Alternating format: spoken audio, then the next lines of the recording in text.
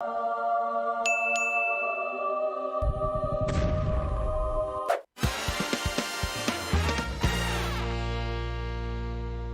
far, leaderboard. Into the side of those buildings, misses the nade through the window. Struggling to make the entry now into the UMP. Help! PJ Duello.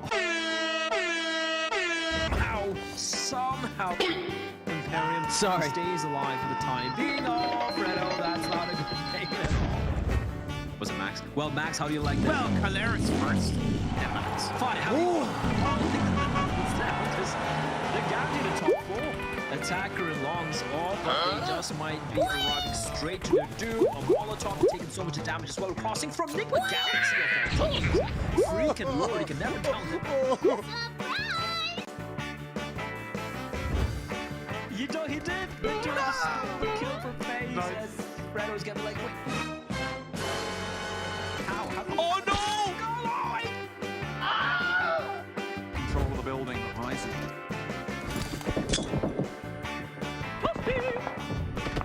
I got a bad feeling about this. Nope. Huh?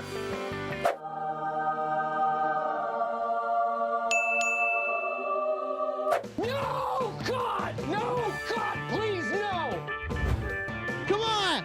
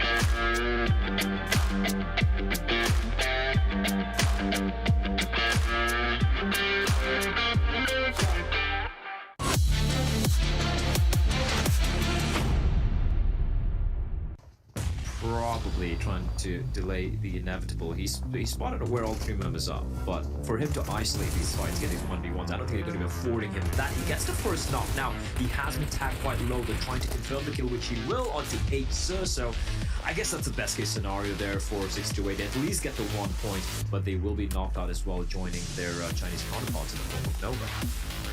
Because if you look at the team list here, there's one massive team missing.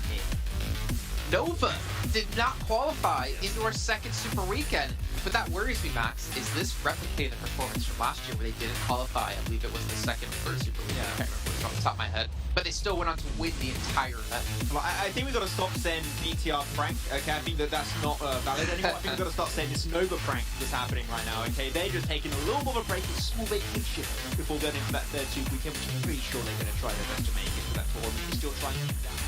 Paraboy was the top 4 in terms of elimination at the end of the league play, and in terms of overall damage, he was top 3, right behind Action at top, which are you going to be Action at top after how good of a league play they had? Pretty hard, but the fact that they've not qualified and the Paraboy is that high is so impressive. A little bit too deep, but this is the opportunity phase we're looking for, and Tony K run and gun, the Dogs Macabre and Team Secret will be eliminated. Genesis Dogma helping them out, and FaZe Clan third place. Great work for MS Chonburi, and it's all on Stall, it's all on Pika, the 1v4. Looking unlikely, they're pushing in, and they're making quick work of it. For a moment there, Imperium, you know, it's Stall with esports. I've seen them pull off almost 1v4s, but FaZe played that one to perfection. It is technically the first back-to-back win in a single day from the team, and it's FaZe able to get it, and they had such a good play from the very start to the very end. They played Ricardo and brings up a world of opportunities in terms of where you want to rotate, how you want to rotate. You go from good high ground position to good high ground position to just maximize the information input.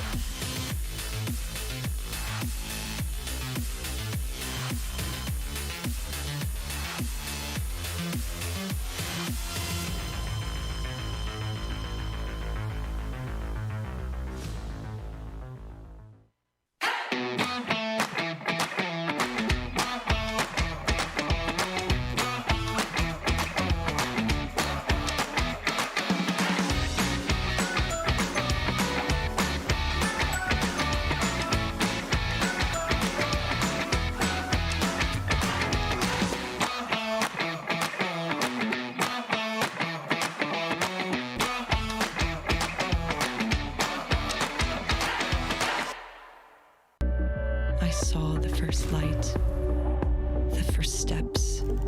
Now I see much more. I capture Earth in all its beauty. I see action. I see drama.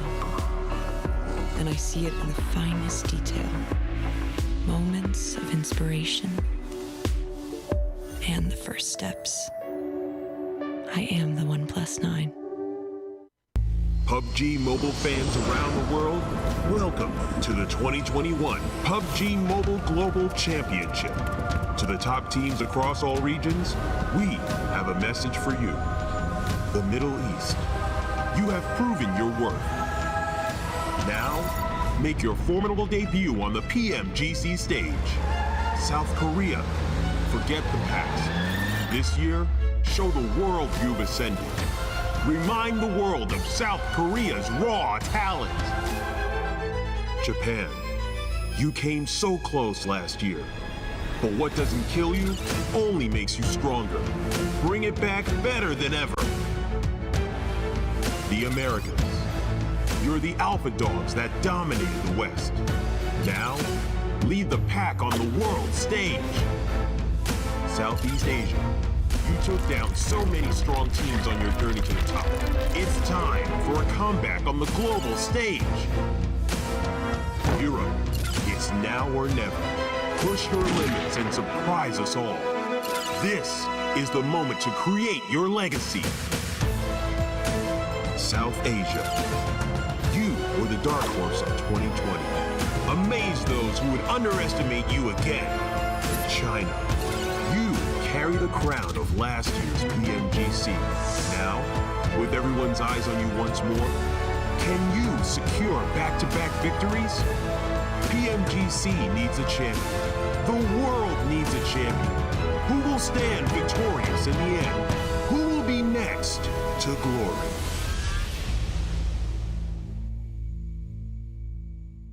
Hello, PUBG Mobile fans. It's almost time to bring together the world's top teams for the PUBG Mobile Global Championship 2021. This year's PMGC has a total prize pool of $6 million for teams and players, and tons of great rewards for our fans as well. PMGC will consist of 2 stages, League and Grand Finals. The League phase will last from November 30th to December 24th. During the League phase, teams from the Americas and Europe will compete in the West League, while teams from Asia and the Middle East will compete in the East League. Each league, 20 teams will compete on Tuesdays and Wednesdays for 16 slots to compete on Friday, Saturday, and Sunday in that week's Super Weekend. The total Super Weekend scores over the first 3 weeks will determine which 16 teams will compete in the PMGC League Finals during the final week. The top 9 teams from the East League Finals, the top 6 teams from the West League Finals, and a special invited team will advance to the PMGC Grand Finals. The PMGC Grand Finals, which will take place on January 21st, 22nd, and 23rd, will determine the PMGC 2021 Global Champions. Who will be the next to glory? Don't miss a single minute of exciting PMGC action.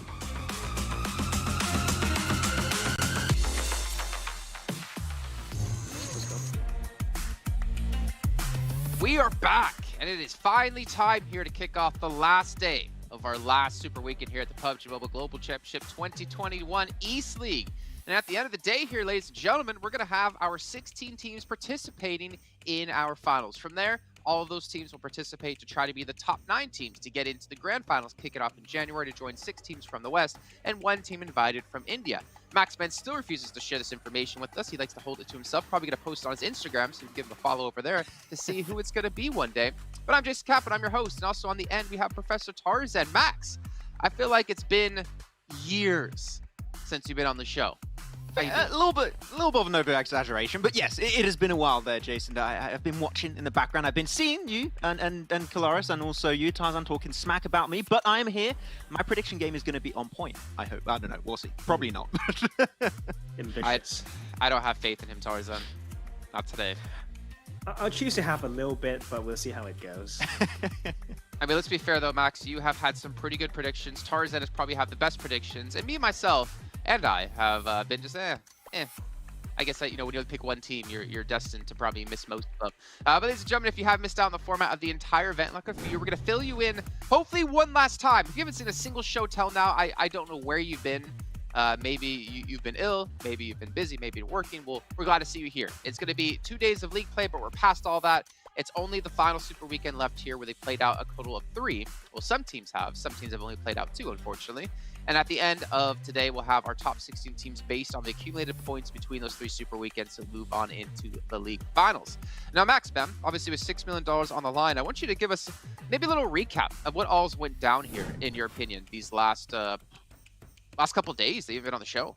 I mean, it's especially for the Super Weekend, right? It's been really interesting to see some teams step up heavily. The one team that I'm super happy to actually get themselves some really good points, and actually a back-to-back chicken dinner was Damwon. I think they played some of their best PUBG Mobile esports I've seen in a long while, and we wanted to see how can the South Korean region represent themselves in a PMGC stage, and it was a little bit all over the place, I would say, at the start of this tournament, but they significantly improved entering this third Super Weekend, and they had to, right, because they were not safe. They're part of the few teams that were in a very precarious situation, but they got themselves a back-to-back win. They go for some interesting rotations, getting really good spots. I think their mentality changed drastically. Hopefully they can continue today, because if so, they will be part of those top 16 teams, but their position is not yet secured. So Damwon has been the team that I've been impressed with, who is also potentially BTR, that also got a double win yesterday. Yeah, in Damwon's case, they're 15th place at 195 points. In Bigatron's case, 210 in 12th place. But there isn't that big of a gap here for some of these teams, and we'll obviously get to take a look at the overall leaderboards in just a few seconds. But Tarzan, looking into today, well, what's your thoughts on Damwon? We got to hear Max talk about him a little bit.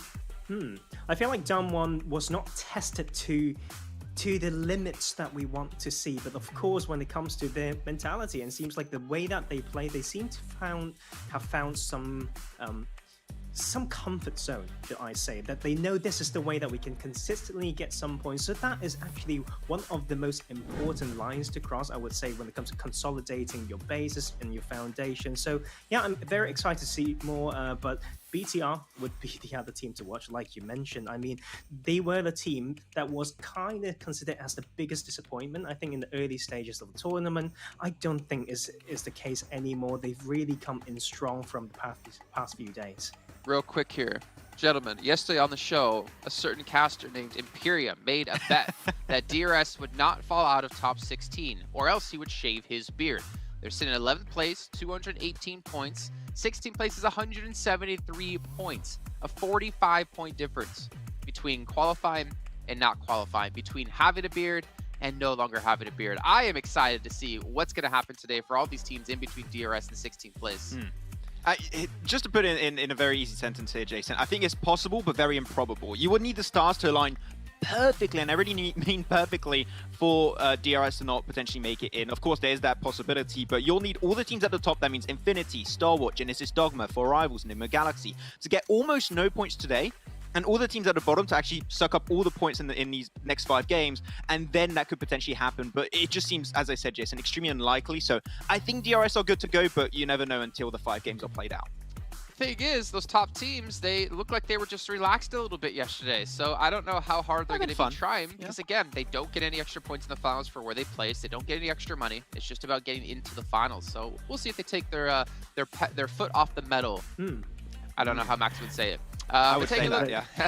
At 2 teams who are desperately fighting for that 16th place, FaZe Clan, DXavier. DXavier going to be 16th, FaZe Clan currently in 17th, and we can kind of compare their stats here across the Super Weekends. Yeah, when you're looking at FaZe, of course, these stats are still very impressive. They missed out on the Super Weekend, so it's a little bit hard for them to potentially play catch-up. But the main issue that I have with FaZe is I look through the numbers a little bit, which, you know, you might want to question my numbers, but I check the numbers as a fact on the stat page, so we should be good.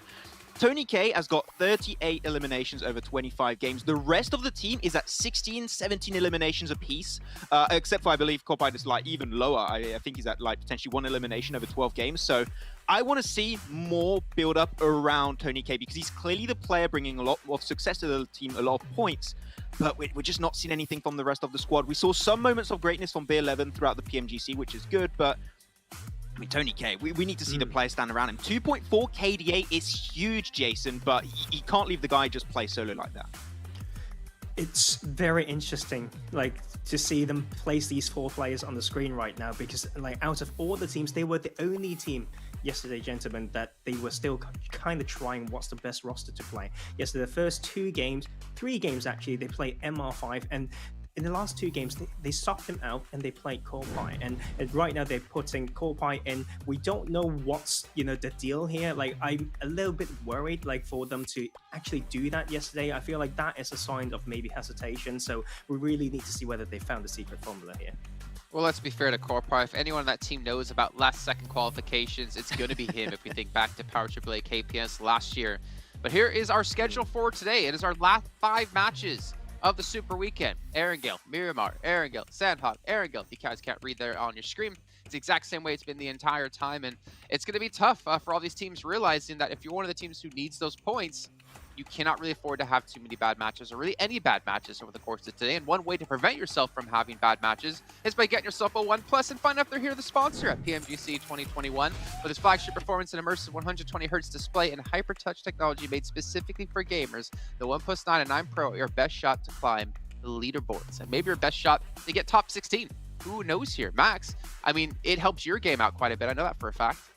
Yeah, I think my case is very different because nothing could save me, even a top-tier device. But hey, I could still try. I might be able to kill a few bots here and there some point in time. We'll have to see how that pans out. But, man, I'm looking at all these teams now on the list, and you asked this question a lot, Jason. No, asking about hot drops. Typically, I'm against hot drops early in the tournament.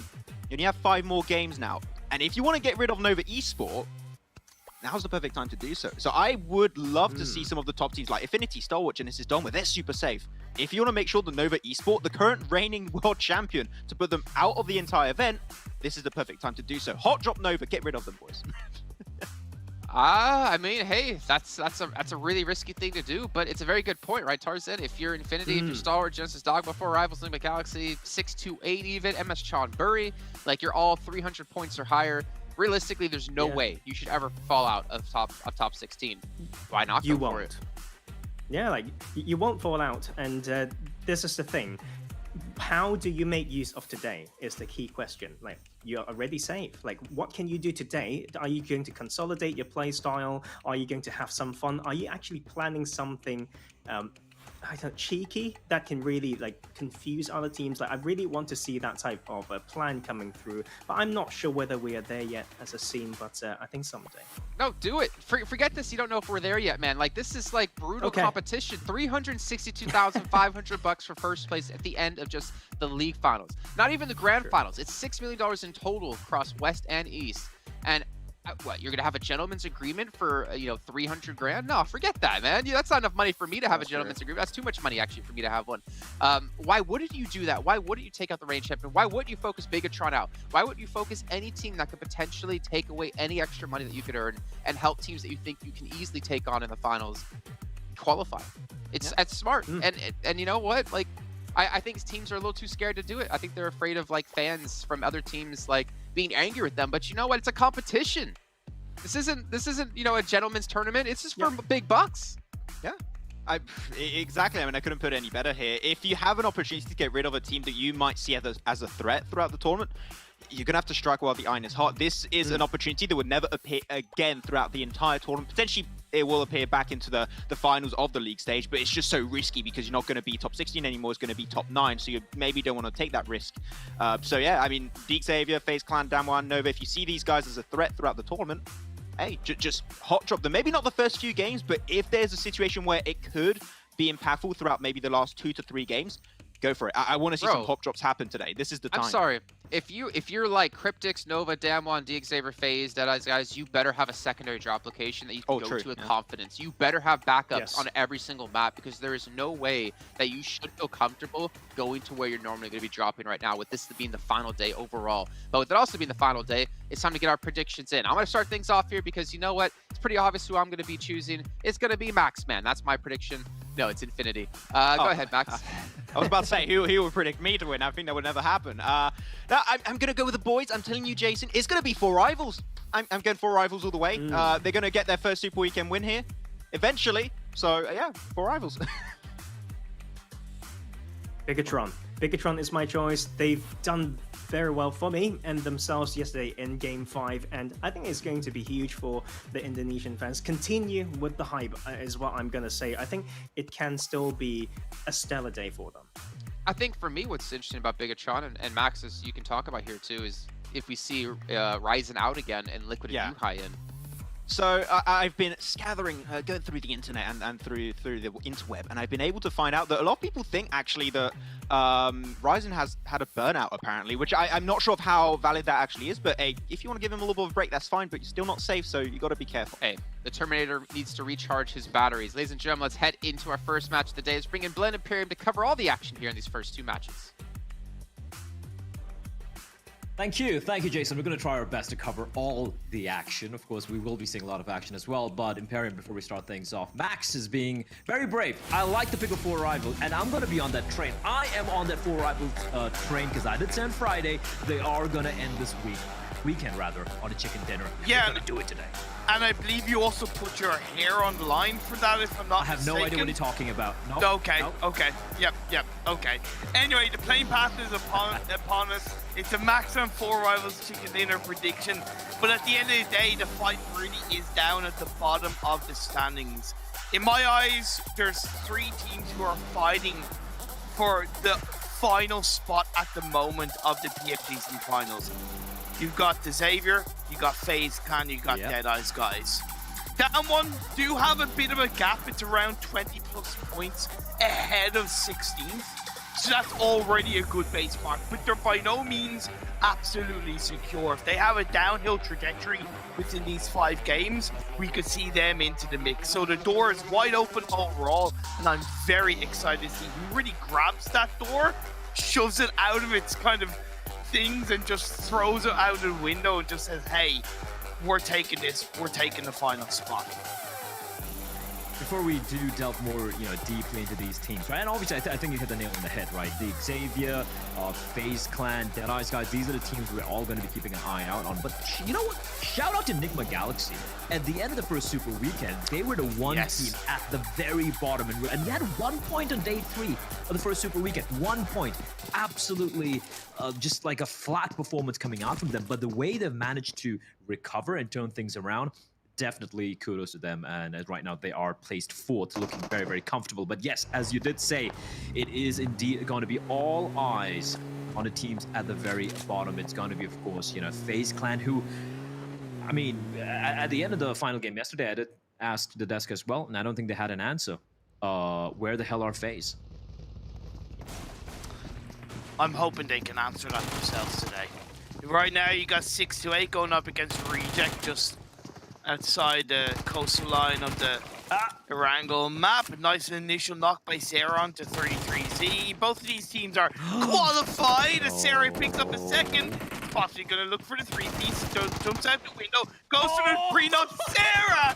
Can you get the 4 in a row? Not quite. Takes a good bit of damage. Has to try and run around, but his teammates are now here to help. His teammates are here. I can't believe the 1v4. He should find it. He's going to confirm the kill. Finds 33Z. He's trying to pick them off while he can. And Sarah, oh, this would be massive. He hears him coming for him, and they're just biding his time. And he is playing this to absolute perfection. Sinan, oh, what are you going to do? He doesn't know what to do. And now he's being surrounded. The Wolves, they've been put down by Sarah single-handedly. And let him get the ace. Let him get the ace. Let him get the 4K. No, Divine's going to steal one away from him. And Sinan trying to delay the inevitable valiant attempt to knock down the player there. But in the end, it is going to be Reiji to finish him off with the Glock. And what a play. What an incredible play coming in from Sarah. Let's go, man. That's what I love. The shackles are off and they're just having fun at this stage. Man, and this is good for the teams fighting down in the bottom of the standings, right? You have another team eliminated. Yes, there's 4 less chances of points in terms of eliminations, but you've got the ability to get a higher place in position. There's technically now more space in the circle because there's 6 players eliminated rather than, not 6 players being eliminated. FaZe Clan went for an initial drop. I believe they did get elimination onto one of the 4 rivals players. Yep. So that's the Maxman curse coming through. And now they've instantly made their way. Yeah, there you go. That's a replay. Because I saw one of the FaZe players drop near 4 rivals on the north of the river to pick up a vehicle. Seems like they got sightlines on that 4 rivals player on his own and picked up that kill. Good awareness from FaZe Clan, and also even just that kind of setting up of, hey, we also have a bit of an easy entry point into the circle because we've eliminated a player. We've put a team down to 3. They're going to be a little bit more cautious coming in, automatically more space. For sure, and we haven't even touched upon the circle, right? It is going to be a massive east zone where about 40% of it is in the water. So we could see Lipovka final zone and maybe a multi-power even could head towards Novorepnoy. But man, I'm still recovering. I don't know how you've so quickly recovered from that 1v4 from Sarah. Although, yes, his teammates were still alive, but at that moment, he was isolated. And it kind of reminds me of Rorschach. Rorschach from Watchmen is like, you think I'm locked in here with you? You're locked in here with me. And it just completely destroys them. Just such a baller. That was brilliant. You should cast like that. No, I don't think my throat could take it. I don't want to sound like that. Give it a try. Give it a try. And it's Yuri. He's gonna. No, I can't. It's too early today. Good effort. Maybe once my vocal cords are warmed up a little bit, maybe a second game, I could be like, "And MS Chonburi, they're going in for the kill." I'll probably give it a shot. Oh my god! Yes, hell yes. Why not? But you're right about that circle having a good kind of 30% water in play. It does eliminate the landmass available. I would expect Stalwart to wait until Phase 2, even Phase 3 to in any way move out of the military island. I could see Infinity rotate through the western bridge. However, they could come into contact with Reject. They might be aware on the kill feed that there has been a squad wipe by Reject onto Infinity. Therefore, that allows, star 628 by Reject. So that allows Infinity to be aware that Reject could be hanging around that western side of the map by the bridge. Therefore, Infinity might slow their rotation down or be a little bit more cautious. I hope that is the case. If they go in blindly, they could get caught out by Reject. And I feel like if Reject have done their homework, and clearly they should also have an inkling as to like how Infinity like to rotate when it comes to these sort of zones, true. right? They always wait for the second zone. And now that they've already eliminated the nearby threat of 628, I wouldn't be too surprised if Reject just brave the blue and try and catch Infinity. Why on not? rotation. But Infinity, they seem to be one step ahead of Reject. They're going to be making for the rotation early on. And somehow, I don't know how they're able to thread the needle. The only one time they got caught off guard was 628, right? That one time, I think in one of the league games. But apart from that, they always seem to find the timing to sneak their way through. And I'm going to be a little bit kind of controversial on this.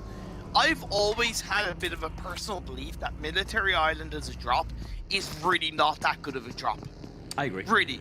I've never been a massive fan of it. I think it's a false sense of security. I understand teams like to have that as a loot position because it tends to give a lot of loot. It tends to, like, you have your level 3s there, you have a lot of stuff that you can grab hold of, but rotational pathwise, you're very isolated, and it's rare I see a team consistently have that locked under their control, and I think Infinity is one of the first to pull that off, and you're right, so I'm really glad you brought that up. The only time they've really ever been caught out is when, and that was purely their own mistake as well, being honest, but that's the only time.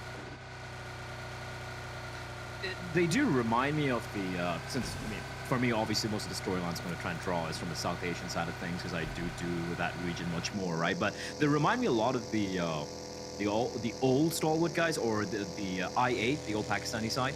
Yes. Always, no matter what, dropping on the military island. But I feel like sometimes they do get caught off a rotation, like you mentioned. It can be very iffy. They still manage to, get a lot of points. But I feel like because they drop on military island, that's why they always struggle getting the chicken dinner, because they always seem to lose a number of players on the rotation. Infinity, they just seem to be a step ahead, though. Like you said, even I'm not a great fan, but just the way they're able to get that timing, man, it's unreal. Phase 2 pops up, and it continues to go over to west. but it does eliminate the military island and a good chunk of the water. Lumberyard Hill is going to be a big part of this phase number 2. You see the Xavier dead center in the circle. BTR a little bit to the west of them. You do have MS Chambori on the western side of that prison hill, and Down One Gaming down by the roadside to the west of Lumberyard Hill. So this is really interesting to see. FaZe Clan, one of the teams fighting for the final spot, or one of the final spots in the PMGC East finals, are moving through Yasnaya. Deadeye's guys had a torrid Super Weekend number 3. They're on the northern side in Mansion. Yeah, God, Tani, do you want to go up against Sarah? Because we know how good he can be, but unfortunately this time around his teammates are nowhere nearby in the vicinity. And I guess there's so many 1v3, 1v4s you can, you know, clutch out on your own in one game. So Sarah will eventually fall, but you know what? It's okay, Sarah. It is completely fine. After that opening wipe he got pretty much almost single-handedly, you know, he's done his job. You know, he's done his job.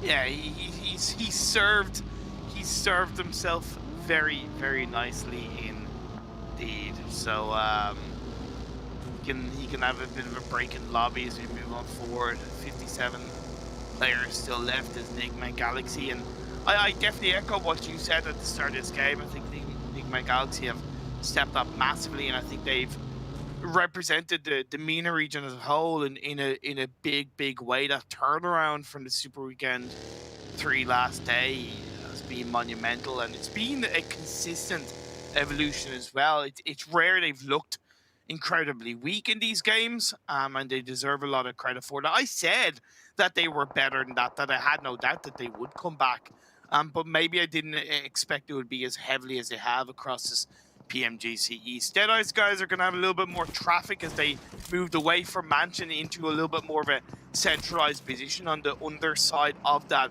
prison hill. It's a great spot to go to. A bit risky as a full squad, but I understand with Deadeye's guys and how poor they've looked across the Super Weekend why they are sticking as a full squad within that compound. Yeah, like while we're talking about FaZe and, you know, the Xavier, you can't really fully count on Deadeye's guys though, right? They can always step on up as Duello.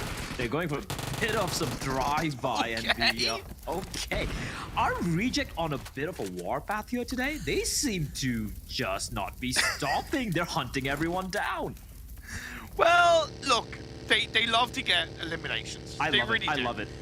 Their overall stats in the Super Weekend point is just a tiny bit more weighted towards eliminations, and they've recognized through their experience on the global stage, going right back to last year's PMGC when most of the players are playing for Blue Bees, that, you know, you need to be a confident team, you need to be an aggressive team, and we've seen that shine through massively now. They've corrected their game style in a strong way on playing for the late game in a bit more of a calculated manner, but like I said, this is the final day of this weekend, of the PMGC Super Weekend, and they've got nothing to lose. But that circle, sweet Mary Mother, Jesus, I think I can safely say that's a kick in the face. I love it. That's amazing. A Milta Power final circle with all those cliffs and about 50% water. Hell yeah. Hell yes. Okay, maybe not for the players, but at least for us, the viewers. This is amazing. Look, Deadeye's guys, MS Chambori, you got Rico Infinito already there. It's just scrambling. This is where the better teams will know how to play this in terms of, I get why teams are like going, okay, we need to get into circle quickly, but sometimes stay back, let everybody else go in super quickly, let everybody else take each other out, then we have a bit of an easier breeze to push in. Credit to Deadeye's guys, they've gone in as a unit, they've gotten an initial knock on Rico. They shouldn't look to push on this because there's an easy possibility of a third party, but that suppression knock is a big thing, and Deadeye's guys have 2 warehouses to play around. That's a lot easier to deal with than kind of only 1 warehouse for the majority of Rico Infinity.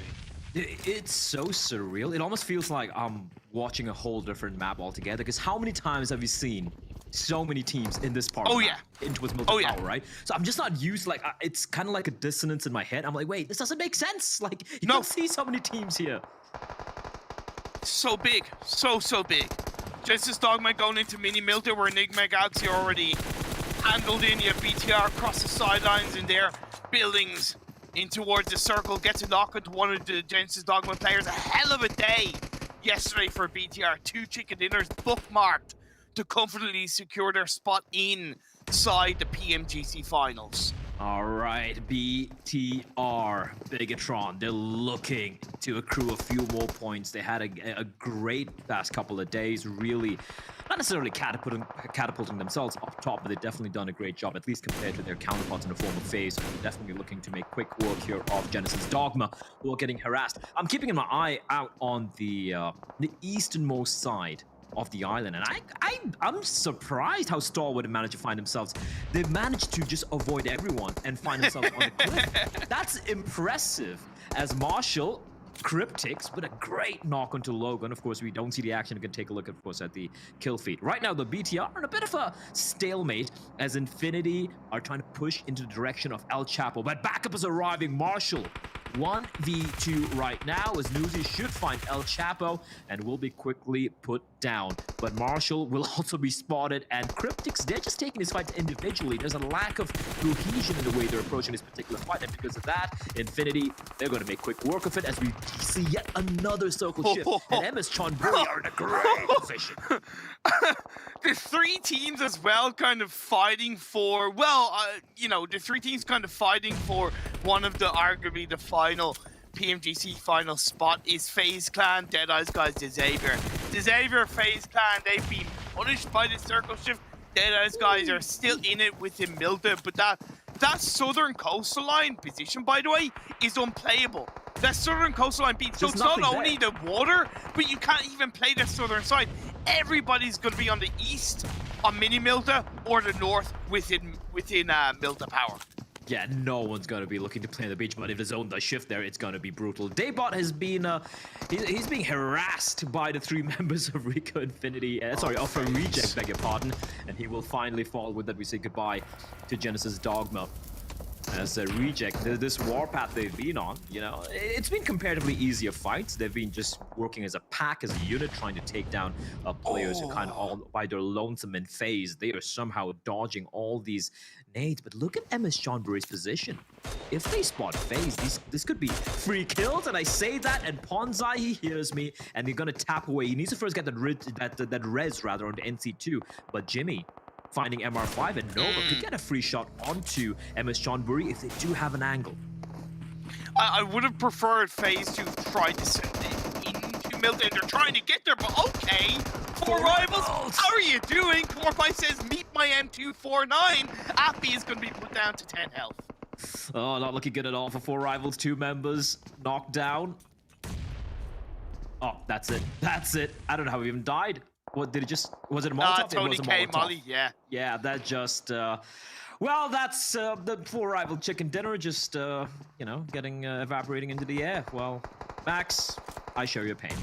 Deadeye's guys, they've been holding on to this particular warehouse for quite a while right now, but they haven't really been able to, or they haven't committed to any fight. They're just keeping their opposition at bay, but not really looking to take any fights. And this has been a problem for Deadeye's guys, right? Yeah. They try to go for displacement points, but eventually they just get overwhelmed. Here's the thing though, I've got to give them credit because I think they've been a bit more proactive in this position. We've seen them throw nades towards FaZe Clan. They're aware that the next shift is definitely less likely to continue in their direction, so it's really important that they create that push. So I got to give them credit right now within this game 1. But indeed, you are right. They have tended to play more for the placement, stay quiet, and then they get drowned out 50 minutes into the game. MS Chonburi, though, they're getting drowned out by the might of Stalwart. 2 of their players knocked down. I believe it's just NC left alive. Stalwart, they've had the best position thus far, but yeah, they have to go up against MS Chonburi, but they're making it look very, very comfortable. MS Chonburi spread quite thin in a 2-1-1 setup, meaning that TG13 and Pop, there's nothing they can do. NC2, though, He's got that edge. I don't think he's going to be able to climb at the particular cliff, though, but he has his other teammate nearby. So MS Johnbury, never mind, he's been taken down. So MS Johnbury just down to the one member. And Stalwart Esports have stolen that position away from Johnbury. And they're in a very good place here. Okay, this shift is absolutely brutal. No, it's I'm kind of going to disagree. A southern shift would have been way more brutal because it would have been down on that coastal line that was already unplayable. Whereas up in the north, you have the kind of buildings and coverings of I mean, it's great for Stalwart. It's great for Stalwart for everyone else, though. Well, for the three teams that are fighting for that final spot, it's also healthy enough for them because FaZe Clan, I feel, are going to be less punished by Deadeye's guys, and they can focus on maybe cleaning a couple of teams up down south. That's my idea. I mean, you said it perfectly. Even though Infinity were just at the edge of that plain beach, that open beach, look at how it just got mowed down, right? Yeah. From above, trying to transition a little bit further up north, and Newsy might be the last man standing. No, they still have a couple of players alive, but yeah, they've been spread quite thin. And Nova making quick work of them. Ragey, vehicle sounds. I don't think it's been hurt though. Duello, Ragey, they're spread very thin. And yeah, for Recheck, it's all about just trying to accrue as many points as possible. Maybe try and, build a little bit of confidence heading into the East Finals. That one gaming. Charging in. Rico Infinity having to hold it round, which they will do so pretty convincingly. Getting a couple of knocks already. Nades are exploding left, right, and center. Oh my lord! Find its mark as they're getting third party by Deadeye's guys. Finally looking to strike. And you blink and you miss it. That one gaming. They're out of here. I regard them right now as a safe team in 15th, a total of 195 points, 25 ahead of the Xavier in 16. So that's a bit of a cushion. But one elimination this game, 11th place, I think that's a total of 2 points. They can't repeat that. We'll see how it goes for the next game onwards as BTR still up as a 3-person team, get to knock onto Duello. 4 eliminations so far, and I like how they're playing this game, recognizing that they're better off playing as late as possible into the circle and seeing how many eliminations they can get. Oh, that keeps smoking. I'm very worried because Tunny could ruin. Never mind, Tunny. Oh my lord, Newsy. Okay, what's going on? What is even going on? They're getting absolutely ruined by God Tunny. He's just basically dismantling them. He's looking for the final player as well, who's inside of the water. He should know where Luxy is, but Luxy, there's no way he's going to be able to strike on a God Tunny, but he could. It could be sneaky. Never mind. It is going to be Stalwart Esports action from the distance, able to knock down Tunny. So there is still an opportunity here for BTR to stay alive. They were looking good, man. And then just one man completely ruined the day. The Xavier, 0 eliminations, but still up as a full squad. Deadeye's guys, 1 elimination, still up as a full squad. But FaZe, 3 eliminations and up as a full squad. Every single point counts. That's why I keep on highlighting it. That's why I'm keeping an eye on it. As the next circle has popped up, it's centered up quite nicely. It's helped the Xavier, but the FaZe Clan and Deadeye's guys, they're going to have to battle. Deadeye's guys, now this is where they need to stand and deliver. It's a 4v4 right now between Deadeye's guys and FaZe have already found a knock. And FaZe are actually not in a good position. They're getting pinned down by Action that Mini 14 could completely ruin the day. And Newsy, I don't think he's even got any first aid kits remaining. He's been on low HP for a while as Pika with the Zoom banger just completely decimates Padan. It's not looking good. The push comes in though, and Tony K taken down. Quick trade in the form of MR5 with a Tommy of his own. Able to take down Frag Boy. Rated Sir has a lot of work to do. He's got to go up against MR5. MR5 ducking and weaving, but he will eventually fall as Deadeye's guys making quick work. Still a player remaining. Corpai will be taken down. Rated Sir doing everything by his lonesome, and he's going to be able to get the res as well. Turulov and Shifu already making a move. That was all in Rated Sir, and he stood and he delivered. He stood and delivered, but FaZe Clan threw massively. Why were you taking 2 kind of fights at once? Why weren't you all pushing into the warehouse? Why was it 1 man at a time? Come on, FaZe, you're better than that, but credit to Deadeye's, and they keep themselves up as a full squad. He did stand and deliver. Stalwart on 10 eliminations. Xavier yet to really make any noise, but are into the top 6, still up as a 4-man. Yeah, that's the thing, right? BTR, even though they have 5 eliminations, only 1 member staying alive. A top 3, I won't lie, it's looking kind of grim for the side of BTR. Nigma Galaxy as well, down to the 1 member. And Rico Infinity, I say them, and Prestigo is going to be taken down by Turulov. Stalwart are in 10 eliminations. Not a man has gone down yet for them. And Luxy, the final member of BTR, his job is to avoid the danger in the form of the Alpha Predators right now in Milton Power. That is going to be Pika, but as he tries to get the timing right, because he heard the buggy move away, he tried to make a play, he tried to make a run, but Action, he spots him, and Luxy is trying to race against the blue, but Action is keeping him pinned down, and BTR, I believe the days are numbered, as Rico Infinity will also be taken down. Luxy able to patch himself up. He knows he's gonna get up. The moment he pokes his head above that ridge, Action, he's got a bullet with his name on it. And that's why he's hoping that Stalwart will be distracted by another team so he can make it in. We'll have to wait and see. He finds a knock. He finds a kill. Xavier will finish him off. That puts Stalwart, I believe, down to 2 players. Yes, indeed. That's kind of crazy. The fact that he was able to get the knock onto Action. But yeah, the Xavier... Now Stalwart down to being whittled down to a 2-man side, and Deadeye's guys with an incredible opportunity being presented to themselves, because again, Deadeye, the Xavier, they're going to be focused on Pika's position. We know how dangerous it can be. Freaks nearby as well, and Deadeye's guys, the only thing going against them is the fact that the zone has shifted heavily in favor of the Xavier, but there is a bit of cover. They can make their way in, but Lamborghini's position on the left-hand side, that could completely destroy their chances. It's a massive flat terrain, kind of that pathway in front of them for Deadeye's guys. The smoke road needs to be created. Not a big smoke road. I gotta appreciate that they're smoking where they want to go, more so than the path line there to begin with. Shifu is the first to make it across. 1 by 1 makes sense, because you know nades could be thrown towards those smokes. So Shifu's testing the waters, while the rest of the team will now follow suit in a vehicle, which makes a lot of noise. Keeping one behind, Torolov is there to support. Ravis takes a couple of shots off. The Xavier are aware. Yo, they're not aware. They're not aware of the man behind them, Pika. The rotation all the way coming in from behind. And while the Xavier are hyper-focused onto Deadeye's guy's position, it could be Pika to strike. And I don't think they're aware of this. Now, Ravis? No, they're completely clueless. They're busy harassing Deadeye's guys who are just content, just lying in wait. Look at Pika's position there. If he gets the timing right, he can easily get a couple of knocks, but Top will be found by Freak! What is that from Freak? He gets the nade, and with Top getting knocked down, now Pika has a decision to make, and I think at this point, he just holds on to that little protection provided by the cement. He's not going to be going for the res, and Top, he will bleed on out, leaving us in a 4v3 v1. Lamborghini, though, he's aware. His spider sense starts to tingle, and he's like, wait a minute, there's another member alive. Pika was somewhere nearby, and a couple of warning shots, and Pika will have to slowly crawl back.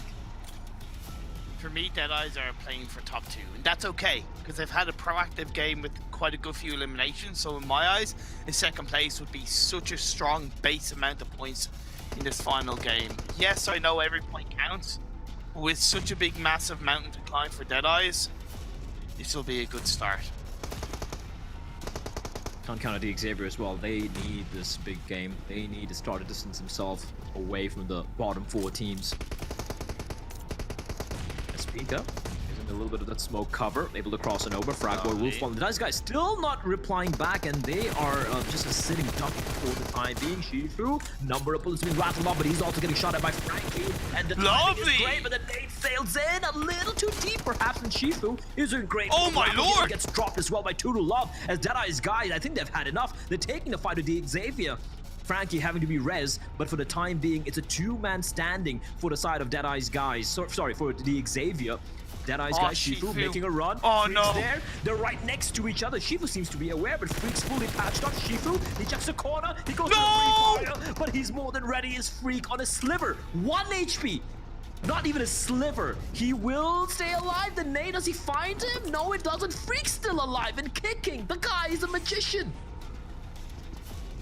I kind of get why you push in as a solo, but I also think, why would you push in as a solo? You're down to 2 players. Pika's still there, Imperium. He can be the X factor here. Turulov pushing in. Freak he's only got bandages, so Turulov, your times is right. He knows he's there on the corner. Molotov, yeah, that's gonna flush Freak out. Comes pre-firing. What a play! What? Freak absolutely ruins Deadeye's guy's days. He is a clutch god, and now he's got to go up against Xavier. It's a 1v3 for him. Never mind, taken down. It's all on Pika now. And Starwood Esports without having to do much. And you got to bear in mind, they have so many eliminations as well. And even though we fall to the very end, a second placing with about, what, 12, 11 eliminations? Starwood's going to be happy with that. But Xavier with a chicken dinner. Imperative, we were talking about that. They really needed this one.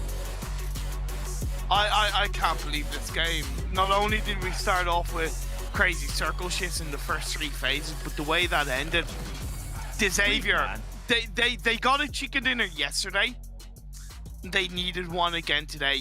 You said it right, when they need to start, you know, bridging that gap between them and the bottom 4. They were coming into today's games in 16th, but not in a healthy 16th position. You don't want to be on the edge of that cliff with 1 foot hanging off, nearly falling off, right? So it's important for them to end this game 1 with a chicken dinner. But to give credit to kind of Deadeye's guys, 4th place, quite a few eliminations. FaZe Clan, not as strong as they would have hoped, but I see what they're trying to do in these games, and I sense the hope of it.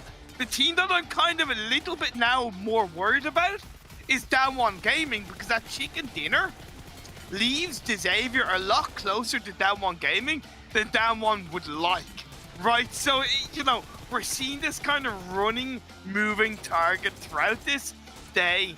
Every single game, every single point, it's getting so damn spicy, Blair.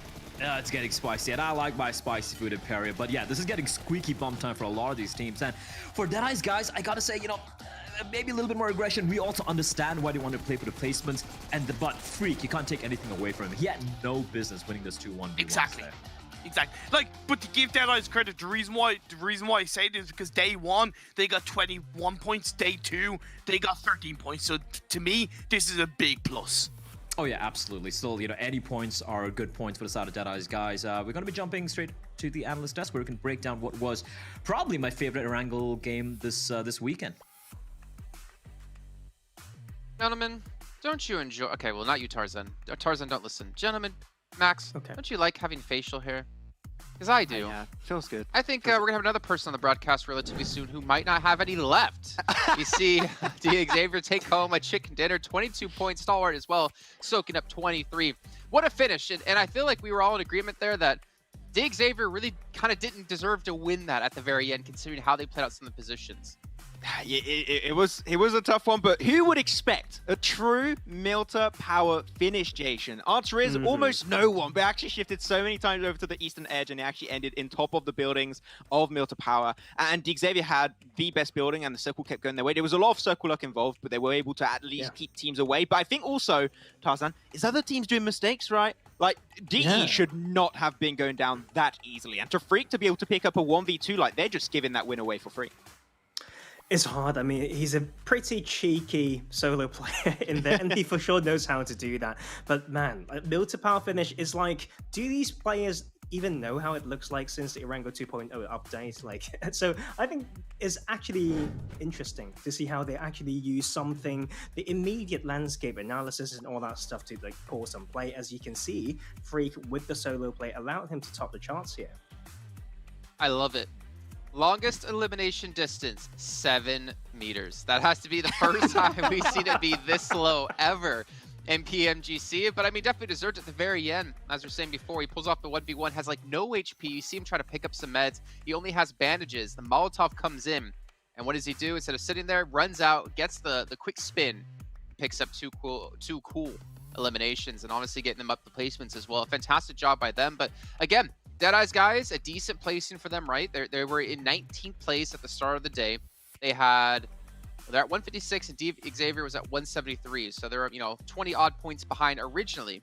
Yeah. But the problem is, Damwon is 20 points ahead of Xavier. So now technically they're about 40 points behind, as we're going to see here in just a few seconds.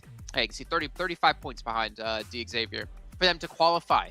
And FaZe are still playing. They're just not doing as well, unfortunately. And DRS, well, they fell behind Bigatron. There's a world. There's 4 teams within like 10 points, 13 points away from them. It can happen.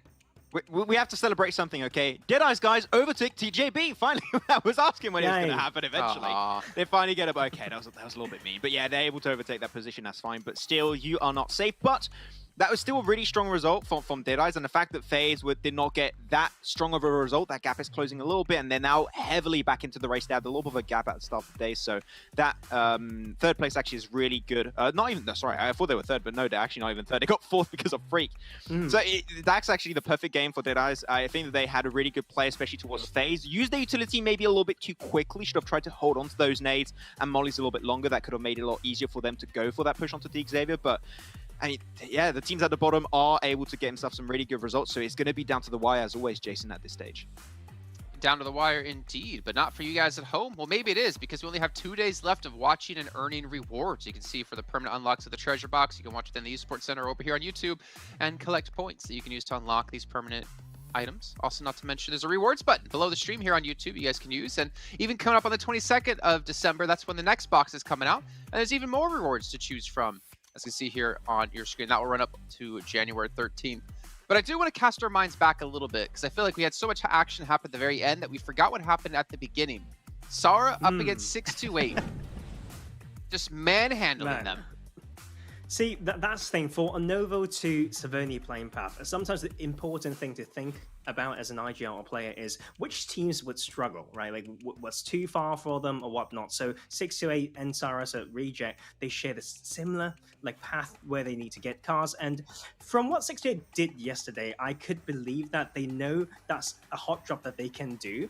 But Sara just held it so well. The 1v3 before the teammates even touch the ground, they're slowly floating back because they're just trying to glide so far. But he bought enough time, and that was just a clutch play. And 628 need to think again, but we appreciate the effort because they've done that once yesterday against MS Trimburi to the north of Chem Alpha. So yeah, but not so lucky this time. Okay, well, let's know your guys' thoughts about this question down below us of which team do you think underperformed the most. Honestly, I don't really know what answer to give you for that one personally. Obviously, BC Swell is one that's going to stand out, but obviously there had to be a team who was at the bottom of the table. They just unfortunately didn't qualify a single time. So let's know your thoughts, Max and Tarzan. I don't know why your name is so hard to say there. You can think about it in this break and come back with it. We'll see you guys in a few minutes here for match 2.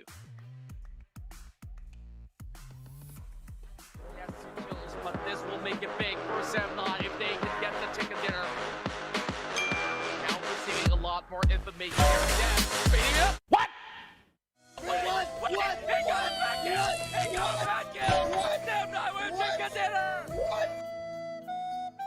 Really is a... Oh! Do this to them! I'm so sorry! You've killed them! Look at them!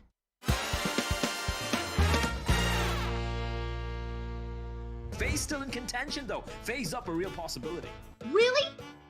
I think it really is. Oh no! Oh no! It's FaZe down! No, I'm so on sorry. Your face! I'm so sorry. Why would you do this to them? I'm so sorry. You've killed them! Look at them! They're dead! Huh? Oh!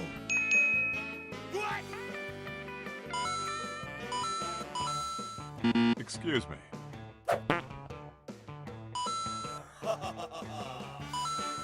waiting out. Just needs to move forward.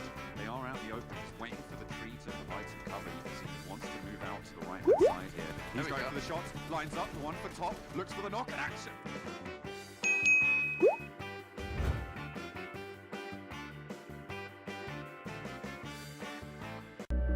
I saw the first light, the first steps. Now I see much more. I capture Earth in all its beauty. I see action. I see drama. And I see it in the finest detail. Moments of inspiration. And the first steps. I am the 1+9. All right, well, welcome back to PMGC 2021 East League. This is our last day of the Super Weekend, of our final Super Weekend. And Max and Tarzan, you had your chance now to think about which team you think has underperformed the most. And I hope you're ready to answer, because Max, you're up first. I'm ready. I'm ready. I would have to say FaZe Clan. You got so many big names in a team such as FaZe, and I expected them. I think I did a live before the show actually started, and I put FaZe in my top 5 potentially for the entire tournament. I couldn't be further away from the truth, unfortunately, Jason. Currently on the bottom of the page, not even sure to make into the league finals, and I expected way more from FaZe Clan. TJB too, but they don't have only S, so because of that, it would have to be FaZe Clan for me, yeah. Tarzan. Deadeyes guys will be my choice. To be fair, they've got so much experience through 4 PMPLs, and they are still struggling when it comes to key moments. I think it's a mentality thing, right? You sometimes need to start investing into why. The maybe psychological side of things, where you need to develop some skills when it comes to how to absorb pressure, how to help each other in those moments. They can't seem to find the answer yet, so yeah, they will be my choice. Okay. All right, acceptable. We see Miramar is going to be coming up next here. And again, historically, Reject has performed well on it. I'm curious of how you think the likes again of, I mean, all right, I'll keep Deadeyes guy in the conversation for now, but if they have a bad match, I feel like it's going to be too tough for them to come back unless they win back-to-back chicken dinners. But looking towards, Deadeyes guys, FaZe Clan, Xavier, Damwon, and maybe even Nova, because they're just barely in 14th place. Like, how do you feel like these teams are going to do, and which ones do you think can have that stand-up performance here going into our final Miramar of, I guess, quote-unquote league play? Yeah, if there's one team that comes to mind, I would like to see potentially get another win, maybe another back-to-back would be Xavier, right? They got themselves the Miramar win yesterday, pretty heavily too, like a very strong performance to go himself the chicken dinner with 13 eliminations, which is great to see. If they want to solidify their position and somewhat be safe throughout the rest of the day to make sure they solidify their position in the top 16, Xavier can make it happen again because they've significantly improved on this map, so I think they could be the team to take it all here. Tarzan. So, I want to talk about FaZe Clan because I remember, of course, them having a disappointing week 1, and then I think the bounce back happened on this particular map when they figured out, how to do the rotations in the first 2 phases are from Picado. So it has to be. It has to be now. Like they can't wait any longer, and they've decided what 4 players to play, and I hope it will work. Okay, prediction, Tarzan. Nick Galaxy. Okay. No reasons. No reasons. Max? For a reason, 4 Rivals. They're gonna get a win. Even though I think Xavier could do well, I want to see 4 Rivals win. It's gonna happen today. I'm telling you. I see. You also are a man of culture, of sticking to your picks. Infinity for me, of course, because I'm doing Infinity all day. You can just write that down. If I change it, you can call me out for it. I won't shave my beard. My girlfriend likes my beard, so I'm gonna keep it because I want to keep her. And also Max likes it, and I like to keep him around too, which I don't know where I'm going with this one. But I'm gonna stick with Infinity because they're gonna get a win today. I'm gonna be right, and then I think I'll be tied with Max in correct predictions. Obviously, with him choosing 4 Rivals all day long, it gives me a really good chance to catch up because I don't know what it is. Max, 4 Rivals just can't close out games. Bro, Sorry, Max. literally, they jump. Rith jumps out of the car with a mid-rotate. I don't know. Come on, 4 Rivals. You've got to stop the misclicks, boys. All right. Well, Blood Imperium, why don't you guys tell us about how bad of a pick 4 Rivals is for Max as he takes into our second match? Yeah, well, here's the thing. You call him a man of culture. Is it a man of culture? Is it a man of delusions? I don't know here, Imperium. But I respect it. I respect how he's doubling down on it. Because I'm with him. I'm with Max the entire day. I think 4 Rivals. Typical French person, just stubborn, unyielding, just stick to their guns, unyielding, Yeah. Now I was expecting him to wave a white flag and surrender at some point. Okay, But, that's spicy. I know. But the playing path is not spicy. It's an extremely healthy playing path right down the middle of the map from west to east. So it allows the team to get to wherever they want to. And on the desk, they kind of talked about FaZe and Deadeyes guys in Miramar. They're dead right from a statistical standpoint. Within their super weekend, at least respectfully, FaZe, their strongest map was Miramar, 13 points per game, and Deadeyes guys were 17 points per game. But those were like 1 to 2 weeks ago, right? So I'm kind of tempted to also say, hey, the statistics show one thing. This is the 3rd super weekend where what feels like 1 million games into the tournament, and this is the final day. So really, that goes out the window. They just need to get the job done and get the points required to stay in the running and even push into the top 16. I love how, you know, we're basically, you know, trying to pull off a Doctor Strange. We're all looking at the various possibilities, all the different realities, what's improbable, what's impossible, what's doable, you know, to figure out who's going to be not making it. But as much as it sucks to be one of the teams in a situation like this, Imperium, like from a viewer's standpoint, it's so exciting, right? Like, sure, you know, Genesis Dogma and your Infinities and your Starwood Esports and all these guys, they're basically confirmed to be playing next week. But the fact that they're going to be a couple of teams and it's going to be heartbreak, and they only have themselves to blame for it. Like, it's gonna be like, look, BC Swell are out. It hurts. You know, we've already spoken about them, and I'm sure they know as well. They're not quite ready yet, you know, for this particular level, and it's fine. Yeah. You look at Tangzhou Bao, who were looking pretty good, but the fact that, you know, they had like middle of the pack performances for 2 super weekends and they just missed out on this one. Again, they have only themselves to blame. But the other teams, right? I mean, I'm going to be heartbroken for them. I think the Xavier has shown that, you know, they can hang with the rest out there. We've seen FaZe step up as well, even though they, you know, had a very quiet one. So, and even Dead Eyes guys, a team who are always so dangerous in the region, and here they've just been quiet. Someone's gonna have the heart broken, and my heart's gonna go out to them. And I have, that's why I continue, and I will always do my absolute best to have the utmost respect and love for these players and these teams, because I really see how hard they work. I see their growth. I keep an eye on as many regions and scenes as I can, and to have them reach this level is something they should be incredibly proud of. But we all have the pride in wanting to achieve more, wanting to get to the next stage. And when that stops, when that gets, you know, when you take it away from yourself, that hurts. It's going to hurt hard for these teams. But at the end of the day, they've done their best. They've represented the region in a massive way, and they should overall be so damn proud of themselves, whatever happens. But in this game especially, we're seeing no real contentions because of that clean playing path. No real early engagements. It's quiet on the western front. The phase 1 circle was also complementary to that playing path. A little bit on the east, and I will say it does for a teeny tiny bit hover around the island outside of the mainland. But for the most part, I can't see any team kind of clashing too early in this game. It's going to be a very calm before the storm, 5 to 10 minutes. I know it's extremely unlikely, but I have to bring up the fact that the West boys had a final circle on the 2 islands. I know. And I said it earlier, I would give my firstborn child just to have that opportunity here before PMGC ends. And I can see there's 2 islands in the zone. Now, it's very unlikely. It's almost extremely improbable of us getting those 2, but if we do find it, man, I'm gonna be super happy. Speaking of being nervous about a couple of these teams, how are you feeling about the right now looking like a real possibility of, you know, having to shave that glorious beard of yours? Are we really going to talk about that elephant in the room? No, we have to talk about it, because this is our final game for the day, right? After this is going to be John and Blank. We won't have a chance to put you under the lights. I want to do that, Imperium. Cool. How do you feel about going potentially clean shaven?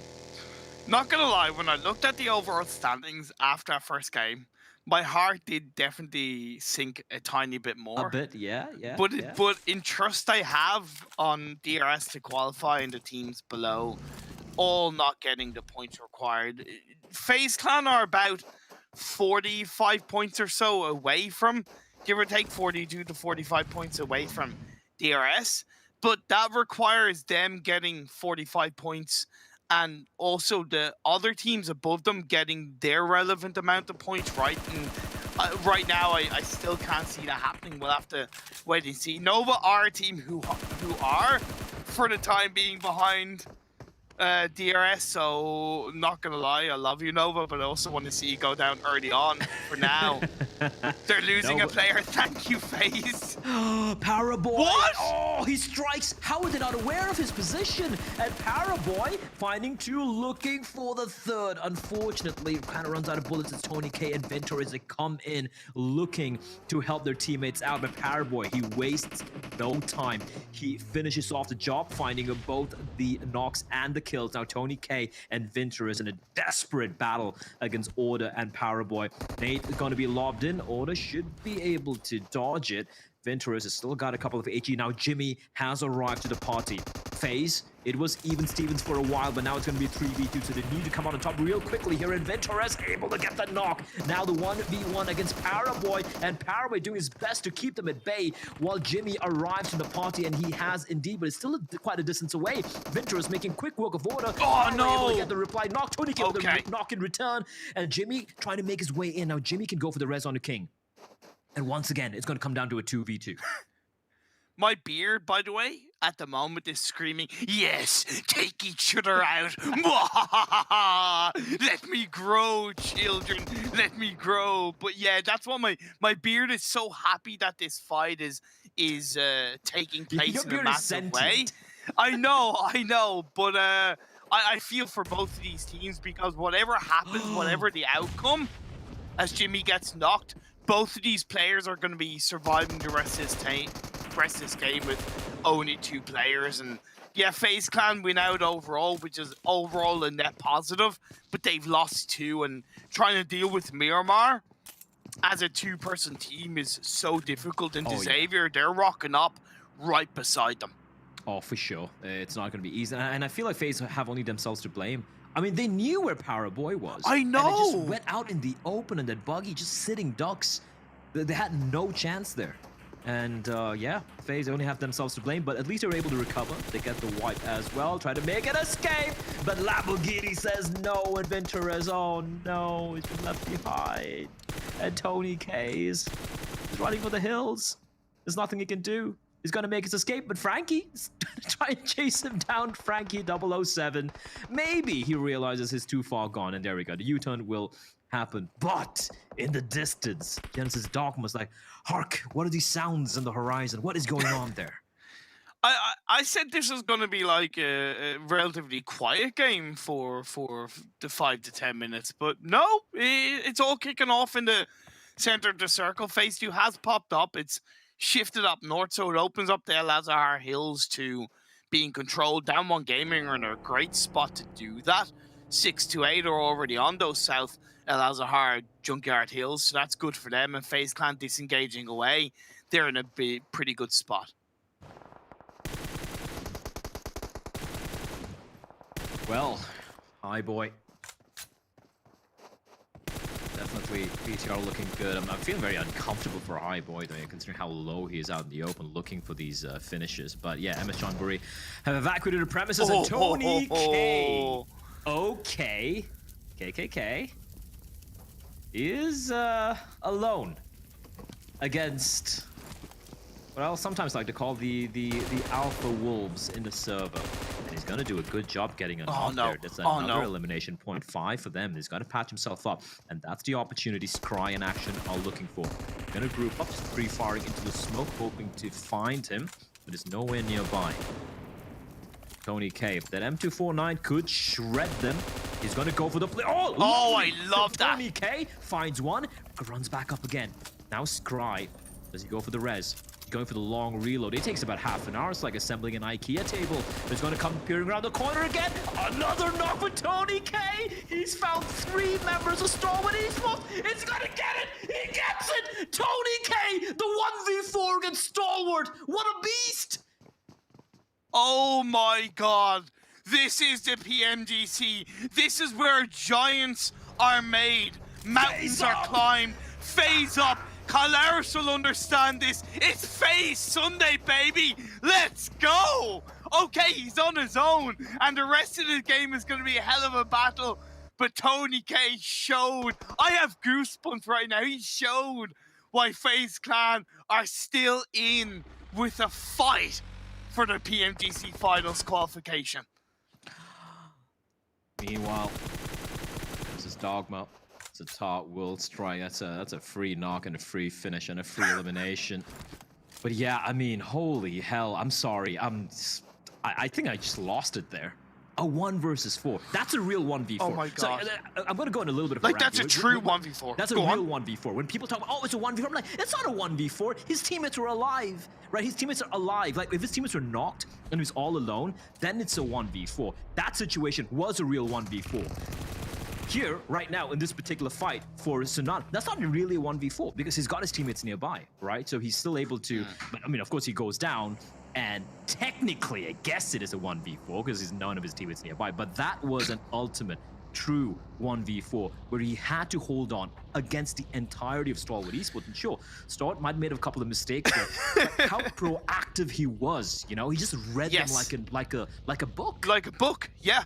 Read them like a book, and it was a typical play from Stalwart. That's the thing, and Tony K was one step ahead the whole time. Just to kind of settle things down a little bit, FaZe have 8 eliminations, Xavier have 3. So this is pretty good for Xavier overall because they still have a full squad up. BTR have 2, Genesis Dogma have 1, all the rest have full squad, 0 eliminations. Genesis Dogma will clean up 6 to 8, they're out of the game once again. Nothing really to worry about, but it does continue to kind of leave the door open for the amount of land available in this circle. The phase 3 did shift big time up north, so the North El Azhar Hills. I was surprised that Down One Gaming played kind of so low towards El Azhar, more so than on those northern hills, but either way, now they can move on up. Nigma Galaxy wrapping around Deadeye's guys, but Deadeye's guys staying safe on that western side. They're going to have a lot more traffic, I feel, in this fight, as Anas tries to get a couple of shots at the Duck. One more bullet. There you go.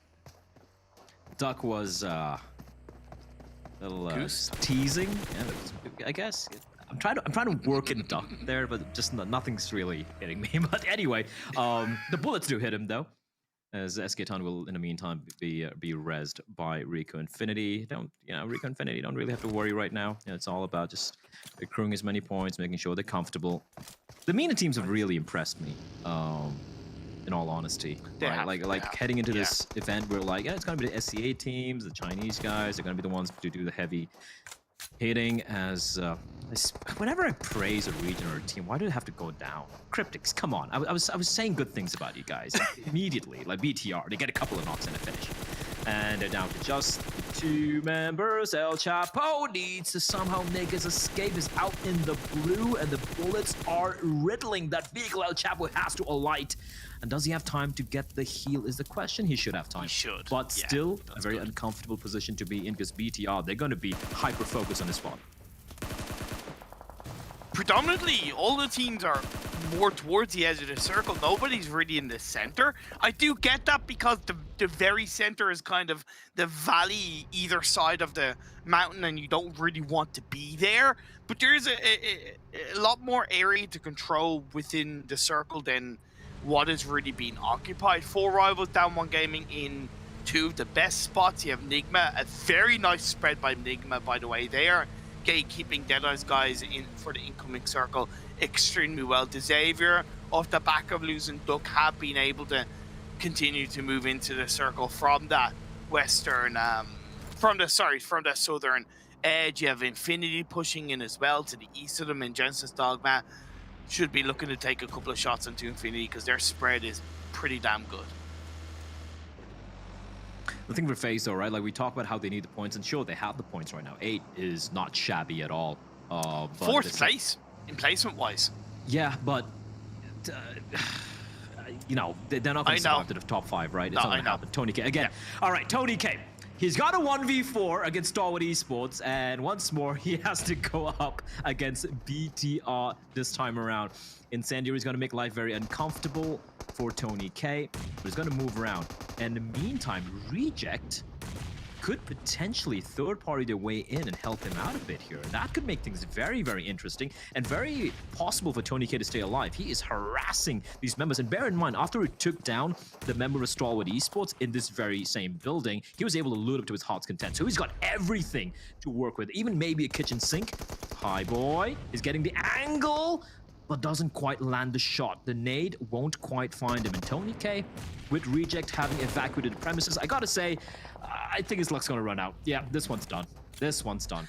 I feel for Tony K. I really do. And it was kind of one of those things where can't he just have a break? Yeah, he deserves a big applause because, like, you know, he just didn't get a break. That was like 3 games worth of action for an individual player between the amount of fights he took, kind of thing. It's like a meme of like, it's like, guys, really? Like, I just want to be 4th star with esports. Can I just get a break, please? And BTR was like, nope. 8 eliminations is still a good base amount of points, but realistically, every single game for FaZe with 4 games to go needed to be at least 12 to 15 points. That is obviously going to be heightened depending on how many points the likes of Xavier and Down One get, even Deadeye guys as well. So we'll have to wait and see. Juni is good with his couple of shots to get a knock onto Reject. That's the strength of Down One spread on the El Azhar Hill. One of the Reject players did go for a wide rotation to the north of where the rest of the team are, and that's where he got caught out. Yeah, as long as the circle doesn't screw over Down One Gaming, they're in a pretty good position, right? Like a lot of free real estate up north. The only team who could kind of throw a curveball their direction would be Dead Eyes Guys, who have opted to go for a longer rotation, avoiding Enigma Galaxy. As you pointed out, they were gatekeeping them, and they're going to be making their way in from that El Azhar Hill you spoke of, where Down One Gaming are going to be lying in wait. So things could get very, very messy for the side of Dead Eyes Guys. There's 4 rivals. Max, man, he's gone all in with them. And you know what? I'm all in as well. I think, I believe they deserve 1 chicken dinner at the very least before the Super Weekend ends. They do. They 100%. For sure. They do. They do. And it will settle a lot of, to an extent, doubts and even naysayers, kind of including myself, because I do firmly hold the belief of the winning team needs to be able to win games, as much as I can respect the consistency of 4 rivals as a whole. Prestigio throwing up a nade to connect onto Xavier, who has their last player up with only 3 eliminations. This could be a very poor game 2 for Xavier off the back of a chicken dinner. BTR as well. Nice, just keeping them at bay. Pop the first kill. Oh, lucky out in the open, and he's very lucky. The timing works out for him. Still not able to quite take him down, but the other 3 members, they're still buying their time. Highboy's gonna come running out of the smoke. He will be spotted from behind. Yeah, the wraparound is taking place though, but Luxy out of the open. Calm taps coming in from Reiji. As we take a look also simultaneously at the zone. And Cryptic's lazy boy, is lonesome? He's smack in the center. He's looking very happy there, at least for the time being, as Reject are also joining the fray. So for Genesis Dogma, even though they're probably looking at chops and they're like, we want to just take out BTR as soon as possible, the fact that Reject are harassing them is going to offer some window for BTR, at least for the time being, delay what is looking like the inevitable. Yeah, the only reason why BTR is still alive is because Reject were third partying, but that nade for Daybot says goodbye, take care then, see you in another game. Yeah, I know, that was like the perfect caster curse, wasn't it? I'm just gonna shut up for the rest of the game then. This is all yours, man. Caster, stop talk, you killed my team. Rico Infinity in the meantime, going up against the might of the Infinity. And Frankie is out in the blue for the Xavier, the last man standing, as you pointed out earlier, but he could kind of ruin their day, and there you have it. He will finish off SK Ton. He's got time as well to patch himself up and make a run for it, but now that his position is known, Infinity should be keeping an eye on him, but they might not know exactly from which direction he's going to be coming in from. Logan, in the meantime, looting up the corpse of one of his fallen enemies, and there we go. Frankie trying his desperate best, but Logan is more than ready. He's going to put him down. 2 members survive for Infinity, Newsy and Logan, but you know, they're sitting pretty comfortable, and considering the zone shift, things are looking pretty good for Reject, I gotta say. Yeah, they are. And just to remind you, Deadeye's guys eliminated in the blue, nowhere to be seen, 1 elimination point. That's why when I highlighted the statistics of them in their Super Weekend in the past, beating Miramar being their strongest map, it doesn't matter because this is the final day and they end this Miramar game with 2 points. It's just not good enough. So it feels bad, man, as they try to continue to fight throughout the final 3 games for their spot in the top 16. Moving on to this game, Down One Gaming. Fabian's being knocked. Sasung is on his own, but Reject has him covered. Come on, 4 rivals. take my power. Take all my power. Try to get this one chicken dinner. Oh, Max, man, I can pretty much see him just wringing his hands, praying to whatever gods he believes in. Reject, I did say they were in a pretty comfortable spot, but yeah, just getting caught on the rotation, and I don't think there's much Duolo can do to help out Sarah. He's got to move on in, and the moment he does... Tatar holding, biding his time, just looking to spot him, but Reject have found some semblance of cover. No, never mind the nade. How does it feel, Blair? How does it feel, Blair? Actually, no. It feels amazing. What do I do with this power? Who do I pick next? All right, Sung looks very safe and comfortable here out in the open. Sung's looking good. Sung's looking very good. One health. Oh my lord. Vlad, this has got to be one of the weirdest Miramar games I've ever commentated. None of the teams have a full squad up. Genesis Dogma have 8 eliminations. This is like Sanhok-esque in how this game is being played. Hamodi is knocked, so is Roof. It's just Lord left on his own. Nigma were the one team that had one of the most players up outside of Genesis Dogma, and now they've been whittled down to at max. Well, no, one, because Hamodi, he's not getting away with that one.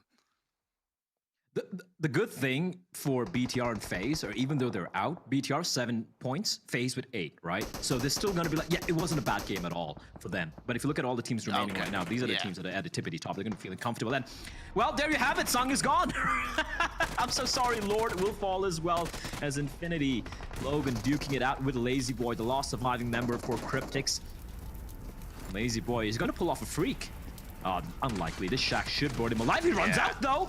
He finally falls. It is going to be Booms to take him down with the explosion. And with that, we're down to the final 3. The Infinity with 2. Genesis Dogma with 2. And 4 rivals. Oh, no. I was thinking if Appy could have stayed alive long enough, Infinity pushing in to distract Genesis Dogma could have been the way forward. It's still possible, but as a solo, it's going to be made so much more difficult for them. Daybot looks to get the confirmation, but Genesis Dogma onto Infinity, that could be the distraction for 4 rivals to come in and swipe their first win. All right, 4 rivals. I know it's just 1 alive, but this is doable. This is possible. And look at Satar and Daybot. They are so convinced. Oh, never mind. I think he's been seen. That was a nade. Yeah. No, he's been spotted. Oh no, 4 rivals, not again. Well, we say goodbye to 4 rivals, and Max and I simultaneously shed a tear. Doozy, his day's looking numbered. Satar could fall. Oh, he almost gets a couple of knocks, but it doesn't take place. The Infinity will be taken down, and Genesis Dogma, they'll look good this entire map, and they will get a very well-deserved chicken dinner. But in all honesty, when we go back to this particular game, everyone's going to remember only one thing and one thing only. It's Tony 4K. Yeah, Tony 4K. Caught Stalwart out in 4K with the 1v4. Incredible resilience. You can't ask for a better kind of solo play. You can't ask for that better moment to an extent seal his position in the history of PUBG Mobile. It's one of the strongest 1v4s I've seen play out. Really like just the way he was one step ahead and saw what Stalwart were going to do outside of the mistakes that were made. But like I said during the game, towards the tail end, this was such a weird game. We saw teams wiped out early on, especially considering how clean the playing path correlated to the phase 1 circle and how nice that kind of overall phase 1 circle was. And even the shifts towards El Azhar Hills, there's a lot of space to play within it, but with it being the final day, teams felt unleashed and the action unfolded minute after minute. Yeah. I want Tony K to change his name to Tony Montana, because that reminded me of that had some Scarface vibes, right? Yes. Tony Montana, he's sitting inside, people are coming into his mansion, it's like, say hello to my little friend, and he just like mows them all down. Yeah, Tony K, he's Tony Montana for me from now on, and that's what he's gonna be. That's what it's gonna be. If FaZe do qualify and they make it, Tony Montana, it is gonna be. We can always ask him to change his name for the finals to Tony Montana kind of thing. But I gotta say, I know they didn't win this game, but we do have to see as this is our final game of the Super Weekend stage. Infinity, what a performance they've shown in the PMGC. Over 100 points coming into today's games. it doesn't matter. Even at the end, they're still there. It's just amazing how consistent they've been, and I'm looking forward to them in the finals. Oh yeah, for sure. Like the fact that even though they're tippity top, they haven't put their metal off the pedal. I'm very impressed with them. Jason, take it away. I mean, Tony Montoya, what about Tony 4K? I mean, this man pulled off a 1v4 there against Stalwart, and it blew all of us away. I think Tarzan just getting like a quick drink of water, and he had to run back to his computer because he could hear us screaming of what was going down there. But we'll get to it in a second. We're talking about, obviously, Genesis Dogma here. 29 points, a big win for them. Infinity in second place, 4 rivals. Not quite there when it comes to it, Max Ben. Yeah. But either way, I mean, the top teams taking points is not bad for the bottom teams. I don't know what's happening for Genesis Dogma. I think they got a new type of utility in the game, and that's homing nades. They would just on point every single time Satar and Daybot just hit those every single time. And as you said, Tarzan, like, oh, today we already qualified. Let's just train our nade game. Let's see how good it goes. And himself, 14 eliminations on that one, was an extra 15 placement points, 29 total. Genesis Dogma are just as impressive as ever, and they have to be one of the favorites with Infinity, right, going into the league finals, because you just can't stop these guys. They're just too damn good. Man, like, they were one of my favorites, to be fair, and I was a little bit, sad to see them perform, under the radar, kind of, just not quite there the past few days, but they are back with a versatile playstyle, and I think without them, it would look very dire, maybe for the East. Not really the case. I think it would lack a lot of colors without them, so the Komodo Dragon, as Blank called, are back from this game, and it's about time. Otherwise, I don't know whether they can do, show some great games in those grand finals, but look at Satar with his damage. Yeah, big numbers. Probably the biggest we've seen. I don't think we've had a 1,300 happen. I think we've had another 1,200. We had a 1,400. We had a 14. He broke the graphic. Okay, there you go. Right. Well, he's not going to break the graphic this time, but big plays. And as you're saying before, Max, I mean, the nades were on point. The utility usage was on point, and we're seeing why he's called the Magician and why they got through just based off PMGC points alone. Yeah, that spread towards the end game too. Like, one of the players I think they improved the most for Genesis Dogma on an individual level has been Booms, and he was going for some very pivotal positions in that game to make sure they got information. They spotted out, for example, where Infinity were playing, Xavier, Cryptics, 4 rivals. He was very proactive in this game to give that information over, and it's a pretty nice change up though. When looking at the rankings, you're still looking at your Deadeyes guys that unfortunately were taken down by Damwon, so they are going down pretty early in these games. Deadeyes can't afford to go out early because you only have 3 more games remaining now, Jason. There's that big sense of urgency, and Deadeyes are starting to fall behind with FaZe, and it's getting a little bit spooky for them. Oh, yeah, but I focused on Xavier. You need 19 points. Not even 19, you need 18 points. The team above you needs 15. The team above that needs 12. We're getting into You really want to lose this territory. Yeah, of course. I know we shared it before, but, why not do it again? But yeah, you're very right. Deadeyes guys, they have to have like a huge performance here in these next matches. Not to mention just them. FaZe Clan as well still need to have big performances if they want to overtake Xavier. Yeah. When you're looking at FaZe, when you're looking at also Deadeyes guys, I'm gonna say I want to see some top 5s for these last games happening. I would love to see a win. I think I'm gonna say we need a win from Deadeyes guys. They threw it, unfortunately, on that first game on Meal to Power. They need to push themselves a little bit further to make sure they can secure those big point games. They're capable of doing it. I mean, they made it to PMGC, of course, so they can make those big games happen, but they tend to stumble, and I think that teams are a little bit stressed out, and understandably so. You have 3 weeks of play to qualify for the league finals, and it all comes down to this. Like, the amount of pressure these teams at the bottom currently have on their shoulders is second to none. It's insurmountable. Might turn them into diamonds depending on the amount of pressure. We see that happens, our treasure box is still going on right now until the 21st of December, so 2 days where you guys can watch and earn points you can use to unlock permanent rewards. You can also do it on YouTube as well, besides the eSports Center in-game. And there's another box coming up on the 22nd of December up till January 13th. We can get even more prizes, more things unlocked for your accounts. If you guys haven't started, make sure you do it right here, right now. And not to mention, if you're watching over on YouTube, click that rewards button under the stream to get some extra points for yourself, to get even closer to unlocking the pan, as Max would be going for. Tarzan, I think you said the pan as well. The pan, for sure. I like that pan. I don't know why. It's the colors. And so, yeah, but I don't mind getting any of them, to be fair. They all look quite good. Wait, was there colors? I'm colorblind, so I don't know what colors was on it. Sky blue, a bit of yeah, it's almost golden. Saying the colors doesn't help if I never know what they look like. Oh, yeah. That's true. Okay, good question. Jesus. Well, speaking of good questions, you can see here which team had the largest overperformance. So we're moving on from it, Tarzan. Which team had the largest overperformance, you think, in your opinion? I don't know. I think that's actually a really hard one to say. All of them. There's a lot of teams that had overperformances that have done exceptionally well throughout this tournament, but I would have to say the Infinity. What was it? 100-point lead at one point above Stalwart in this tournament. I think they're still even holding on to that lead. At the start of the day. Yeah, exactly. Like that much of a lead between first and second place is unseen. So yeah, it would have to be Infinity for me. There's no way. Okay. All right. Well, I guess Tarzan, you and I will think about it when we come back. We'll be giving our answers. And ladies and gentlemen, we'll be heading to a break, but we do have our next match come up in just a few moments. So don't go anywhere. We'll be back with some more PUBG Mobile action.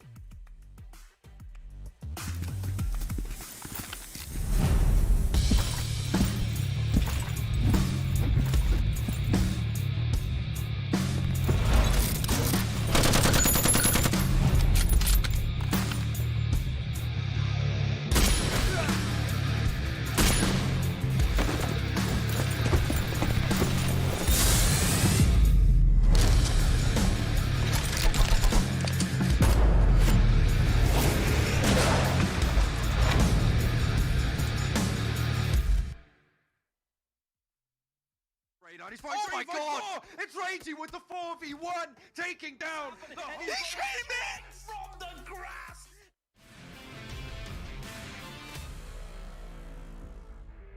Crawling his way up top, Zoxy's gonna find the line on him. And Song, he's just waiting. He's just waiting for MSC. Oh, he spots Zoxy! Oh, he's just waiting for them to eliminate each other. And he's finally gonna strike the moment. Zoxy gets a knock. Zoxy's found it. And now it is all on Song to make this happen. And he came in from the grass. And Song steals the chicken dinner away from everyone.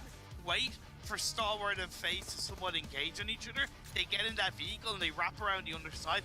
It could work out. The one thing that's going to stop them is Beer 11, who's flanked on the outside.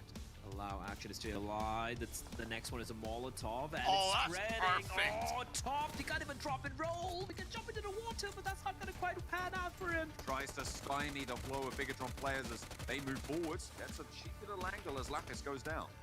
I mean, for Yuhai, he has been the one leading this charge at the moment. Zuxi finds Divine, and now it's just a matter of time before the rest of Reject do fall. I think BTR realised they need to do something quickly, but it's Ragey Osio to find the double. The man of the hour, he's found one, he's found two on the spray down. He's fighting Oh my God! It's Ragey with the 4v1, taking down the whole of Bigatron. He strikes back, and 3 players fall. Your dream might be denied. Bamboo is low, Jumper has the nade, it's looking good, a good cook. Oh, just needs to go a little bit longer, finds on the back and Bamboo falls. Team Secret wrested away from the high ground control. But they are in the most uncomfortable spot amongst the 3.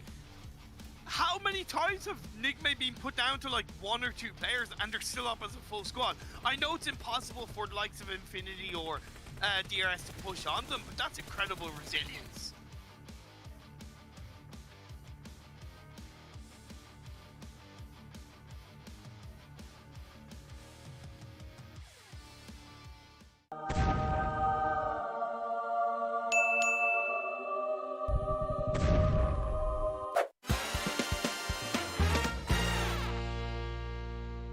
So far up the leaderboard. Lane to the side of those buildings, misses the nade through the window. Struggling to make entry now into the UMP. Help! Reject Duello. Ow! Somehow Imperium Sorry. stays alive for the time being. Oh, Fredo, that's not a good thing at all. Was it Max? Well, Max, how do you like that? Well, Caleris first. Yeah, Max. Fine, how do you like the gap to the top 4. Attacker and Longs off, but they just might be arriving straight to their doom. A Molotov taking so much damage as well. Crossing from Nigma Galaxy of their team. Freaking lord, he can never count it. He did! They do the kill for FaZe, and Fredo's getting like, wait. How? Oh no! Control of the building, rising. I got a bad feeling about this. Nope. Huh?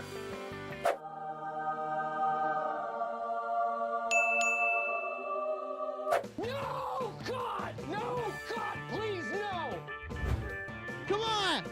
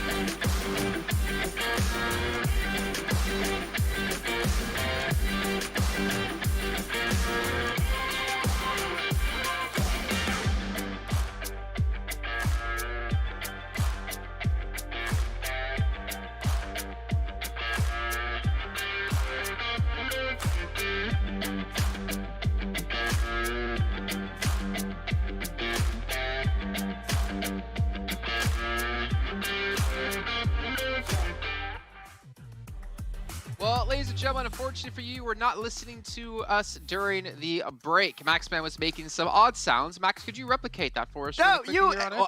No, this. Okay, you Max, you go started on. this. Okay, I am not. You sounded like Chewbacca right there, Jason. Okay, that's how it was going. I am not. Max, I don't think that's what happened. That's not what happened, Max. Tarzan's okay now. Tarzan, you really converted him to the dark side. He's a Sith now. Thank you, Jason. Okay, cool. What you don't realize is, Max, is that I think everyone that comes on the desk knows that whenever I start to call someone out, the other analyst gets on my side because they don't want me to call them out. I think is the. It was Spawn Karga was nice before, then she started being mean to me. Now Tarzan was being nice at the start. Now Tarzan's being mean to me. Kalaris has always been mean to me because it's Kalaris, and I mean you too. Maybe Jason, it's not me then. Maybe it's just people just don't like to be nice to you, Max. Who knows? But welcome back, ladies and gentlemen, to PMGC 2021 East League. We'll stop harassing Max because I don't need to get an HR complaint from him about being bullied here on the show. We are going to be moving into our third match today. It's going to be over towards Erangel. And on our first Erangel of the day, we did have D Xavier pick up the win. A win they desperately needed, though a win they probably shouldn't have gotten, to be fair. Deadeye's guys, as we mentioned before, kind of a little bit of a throw. And obviously, Freak from Enigma Galaxy was able to really fight back in this one. But as we move into our final three matches, you know, we're talking about the pressure before, Max. We're talking about how these teams desperately need points.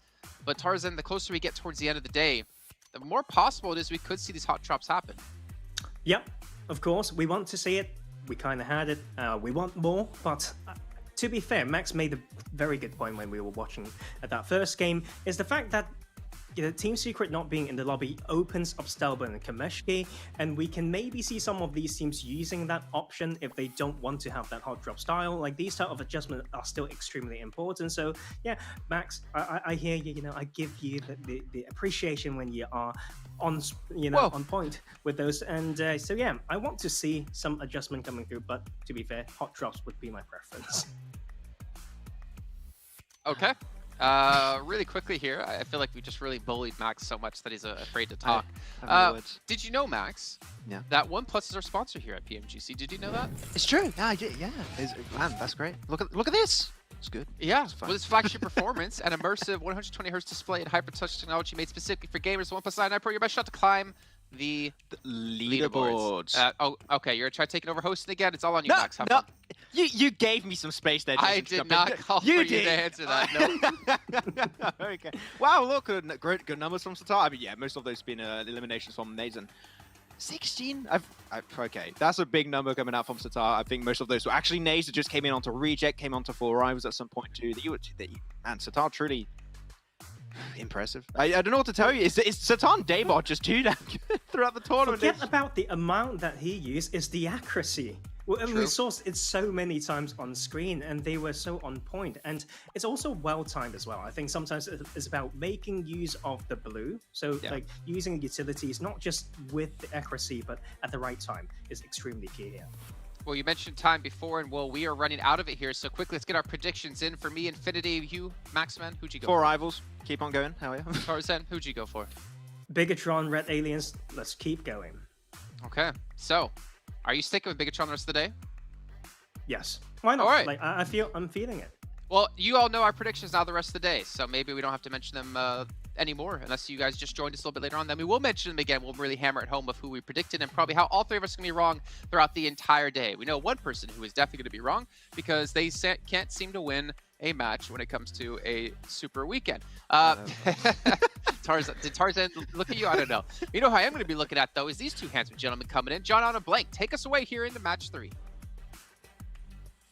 Thank you very much, Jason. Yeah, we've had a record-breaking set of points coming on through towards the bottom of the tables. That bubble is bumping up, and it's only going to get bigger. Blank, it's all to race for at the bottom of the tables here. Yeah, I mean, it's close. It's so close. It is unbearably close at this point in time. And realistically, I don't know how I'm going to keep track with it these past next 3 games, but I'm going to make it happen regardless because we need to make sure that you guys at home are informed who's getting to these finals, because is it your favorite team? Is it not your favorite team? We will let you know.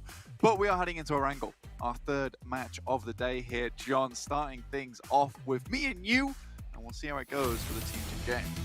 Absolutely. Hopefully I can channel my inner human abacus and keep track of all of these points as we go, but Blank, it is going to be a tall order, as you say. Plane pass from Mills of Power. Oh, So, fairly central here. Does mean that the Infinity has to make a decision when they want to drop on North George or not. But realistically, at the moment, the teams that we are looking at, John, let's take a look right here. We got down one game, sat in 15th place with 203 points. Xavier right on the line with 200 points on 16. But behind them is FaZe Clan, who's a fair ways back with 19 points behind them, 181. So things are getting risky for FaZe Clan. And we all said it'd be a tragedy if they didn't make it into the finals. But with the way they've been playing in the Super Weekend, it just doesn't seem likely anymore. Blank, I've been saying pretty much since the start, I feel like if you get 200 or more points, you're safe to be in the finals. Like, you can be confident that you're going to be in. That has gone out of the window. This is the highest bubble metric that we've seen in any tournament of this format in the world, right? This is a new unbroken territory, so it's exciting for these teams all to be pushing this hard.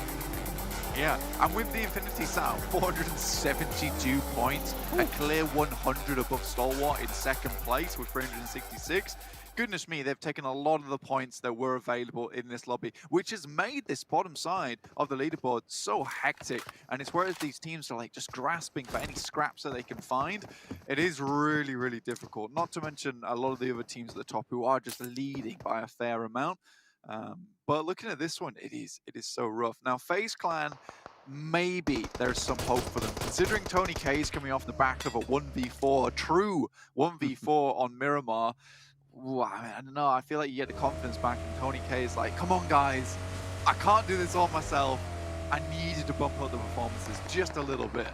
Yeah, bring up the rest of the team, keep them going. A little bit of a scrap going on. Nick Galaxy and Stalwart, neither really at risk at this stage, Blank. This is a little bit of a scrim, quite frankly, for them to get that practice in. Maybe we can see some alternative plays coming through. Stalwart clean in second place, Enigma Galaxy in fourth place. Actually, only 15 points separates these two teams as well, but both of them, they're guaranteed to qualify at this stage. I think it is mathematically impossible for them not to qualify. There would be so many teams needing so many points, and there's only 3 games left to play.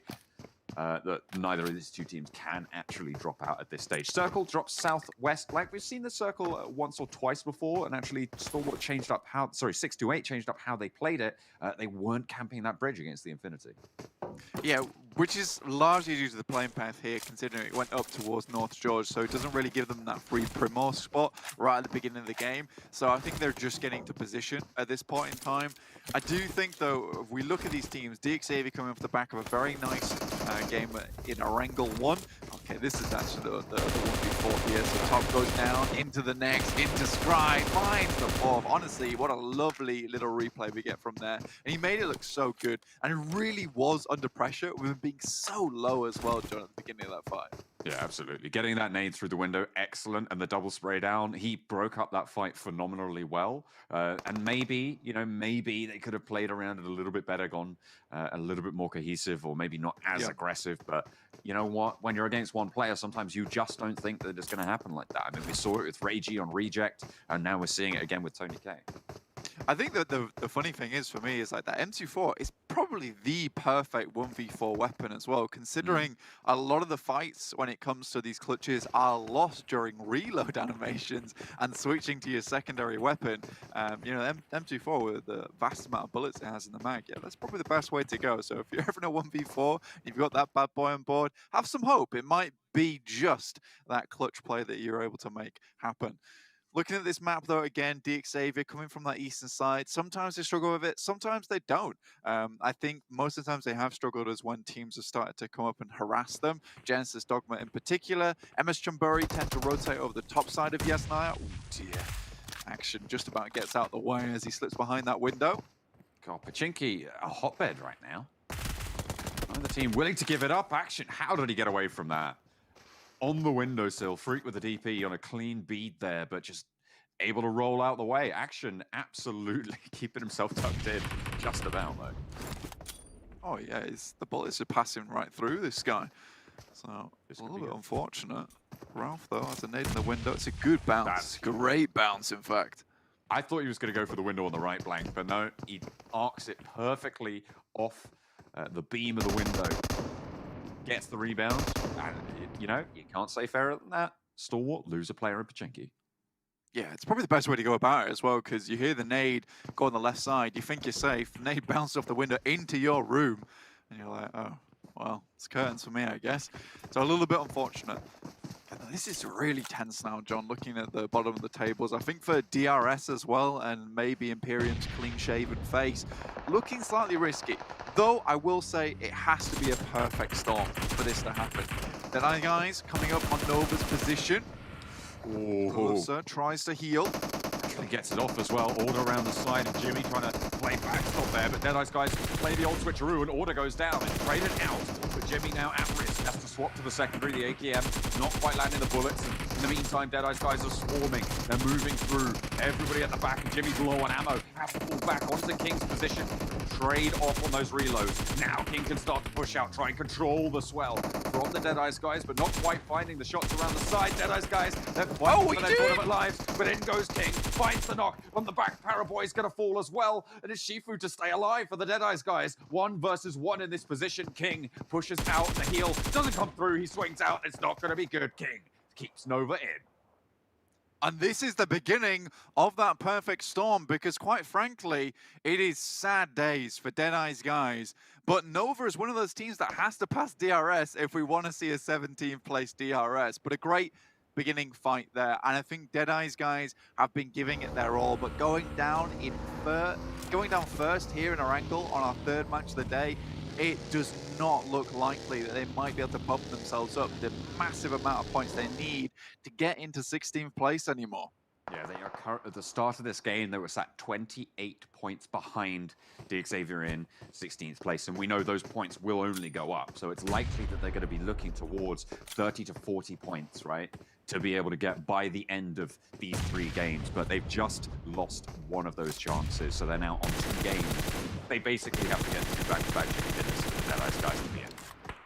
Or even just a large one, and even then it's worrisome, right? And I think that's what Max was saying on the desk, is that, you know, it's no longer a case of just bump those numbers up, It's a case of you need a win, and you need it now.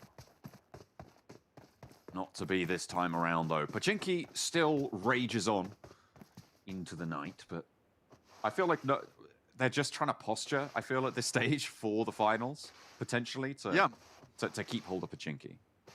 And I'm sorry to say it, I don't want to keep coming back to DRS, but if the top teams continue to play this way, almost lackadaisical in their approach to the final matches, knowing that they've got it in, it gives so much more opportunity for those teams towards the bottom to get some points, because they don't have to worry about these try-hard teams towards the top taking any points away from them anymore, because they're not exactly putting in the entire work. This is more about posturing for finals, and that's okay, but that doesn't gather you points. It just basically tells the enemy team, we're better than you, we're taking Pachinki in the finals.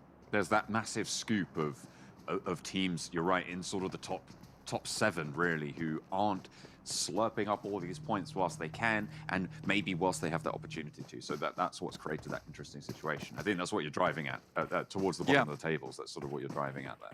Which do you know what? I'm all here for it. I love a little bit of a switcheroo. I love it when the points totals deny the statistics that we come into this tournament with, and the fact that DXavier have already passed that 200-point barrier, but they are definitely not safe, I think is really, really good fun. Oh, absolutely. It's going to make the final game, when we get to it on Erangel, extremely exciting. It's going to make Sanhok even more chaotic. It's going to be mayhem on Sanhok, that's for sure, when we have our next game, purely because, you know, that's such a dice roll of a map. And you have to be very good to get consistent wins on it. And I think one of the only teams I think has figured out Sanhok is the Infinity. They're one of the only teams that I think to myself, you know what, they're fantastic. Now, you could maybe argue Nigma Galaxy, but I think figuring out that you can heal out the blue isn't necessarily figuring out Sanhok. Or is it? Or is it? Who knows? Never know. Max's horse in the race, 4 rivals. Going to be rolling around and under the purview of DXavier, one of our crucially placed teams, 16th in the tournament right now. Every point, every single elimination, every time they ladder up, another bead of sweat drops off their brow. It's just not where you want to be right now. Not at all. MS Chumbury dropped down to Pattaya Hill, so not going over the top of Yesnaya here, which is fair play considering we get the circle down towards the south side anyway. So we're going to hang out here for just a little bit longer. Blue starting to come in as well. So most teams already within this circle, no problems whatsoever. Stalwart not dropping on top of Novo means that Pachinki is where they will be landing, so there won't be any more teams coming out that way. The Infinity coming up now against Reject. The knock in the compound, by the way, wasn't from any of the players in the compound. It was Newsy over on that hillside with a sniper. Taken down Origi. Has been knocked across the way. Actually, it was both the off angles. Okay, so he's handling the off angles. Duello stuck in a sticky spot. Manages to vault into the window to avoid the majority of the damage. Sarah on an off angle. I mean, he popped off in big ways in that Erangel. But has to hold out against the top dogs themselves. The Infinity for now will stay alive. I think for Reject, done enough at this point. I do think there is some alterations that have to be made coming into the finals, because there are some situations where they do find themselves caught off guard, not absolutely ready for fights. Though this is a good chance for the Infinity to get some payback for yesterday, because they were taken down by Reject. It wasn't the greatest of fights in Erangel, and this is fair play for the Infinity. Taking this fight again in a similar location to try and figure out what went wrong yesterday, I'm all about it. He's all about it. He's all about it, and Infinity all about the houses now. Who's he looking for those flanks? Reject regrouping. I feel like they want to go for this fight. I feel like Regi's moved into the rest of the team there. Obviously needed to get rezzed, and they did manage to do so. But I feel like they want this fight. They're trying to push around the side, but Godtani's on the Bastion guard. Divine goes low. Sora goes even lower. Does get knocked, in fact. And another nade to see them back. Oh, beautifully placed. Finds Divine as well. The Bombardier. Godtani moves forward. This guy's been on form all tournament blank. He's a force to be reckoned with. Even jumps into the Molotov and just goes in for a spray. That's 3 now for Godtani as he finishes out with the flush. And now it's just Duello up close and personal in another 1v4 situation for Reject. The hell just went on over towards Pachinki's side. Top just got a 3k over towards Enigma Galaxy. All right. Infinity finally finish off Reject, so that is a little bit of redemption for the Infinity from that sloppy fight from yesterday. I was not happy about it, but this was far better, and I think it's the case that they were in position, they knew what they were doing, they were ready to go, whereas yesterday they were caught, you know, very much unawares versus their fight at Reject, and they weren't able to regroup quite so quickly. So that was interesting to me. Though this circle, even more interesting, heading down towards Sosnovka, has much of the channel in it, but really it's this northwest side that you have to play it. Oh, we're on board at the moment with 4 rivals versus Nova. The Infinity has the off angle. One of them gets sprayed down. Newsy as the forward guard for the Infinity towards the central areas of the circle as we head down towards the river. But as 4 rivals locked in combat, Damwon getting ahead of the game. They didn't think they'd be at risk at the start of today, but they are as well. 4 rivals, they're just being peppered from every single angle. Nova, they've been given a little bit of a lifeline here by the Infinity. Powerboy with nade in hand. Having a fantastic tournament so far. On the other hand of things, it's 4 rivals who've just slipped away from the top of those rankings. Nova down to 3 players, so it's imperative they get that 3rd player back up again. Another nade tries to send it inside the crate. Does a little bit more damage. This is more about making sure that res doesn't go through quick enough. Now with Nova having all their players back up again, they can start to think what they want to do next, but aware of the other teams around them, specifically the Infinity. FaZe, one of our crucial teams. A team that really needs to pop off to be able to see themselves safe. Ooh, that's a bit short there, Tony. Ooh, got to be careful. Get back behind the geometry. Does go off in front of him. Cryptics. Maybe given a little bit of a bamboozle there, but the 1v4 master himself pops a long nade in, and a lot of damage to Lazy Boy. El Chapo's got an interesting position on the backside, though, so FaZe will have to be aware of that, hopefully, when it does come through. Corpi have been supplied a couple of smokes to get him into position, but it's Tony K once again. Goodness me. What's happened to this guy? He's been injected with just determination to fuel him through this last day. Goodness me, he is absolutely on the ball, on the swivel, looking for the res of the Corpi as well. He's a machine, keeping FaZe going in their darkest hour. And what a time to do it as well. If you're going to stand up now. Ventores, though, not going to be so lucky. Does go down, and Tony K, look at him, he's immediately on the response. Moves into position, Lazy Boy trying to move forward, he takes a bit of damage, hits the deck, gets to safety, and repositions behind the building, makes the successful drop. And Lazy Boy controlled for now. Grim, grim circle. Honestly, you've got Genesis Dogma and Damwon Gaming basically playing for those points at the moment, but Genesis Dogma got a really strong spot. 6-8 equally in a very good position, but FaZe absolutely need to win this fight out because it's the path into the circle that Cryptics are trying to take. FaZe are currently playing guard dogs at the moment. It's the off angle for Cryptics you have to be worried about. Tony K steps up for the fight with Lazy Boy. Senke being dealt with by Corpy in the meantime. Victor is slowly losing health. One knockdown on the coastline, but Tony K does fall there on that beach side. And with it, FaZe might have a little bit of an opening, a wound to be pressured into by Cryptics, but an 8 downhill from MR5 sees Marshall slowed.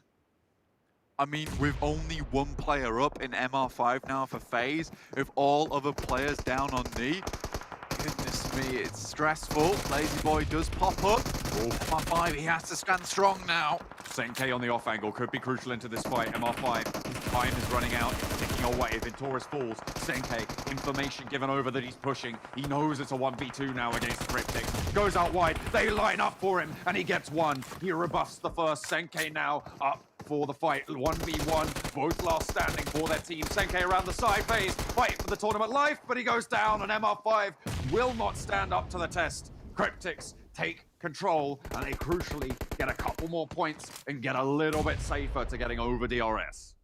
2 games remain now for FaZe, and it's so unlikely it's going to happen. There's still a chance on the board for them, but still going down to Cryptics, not great.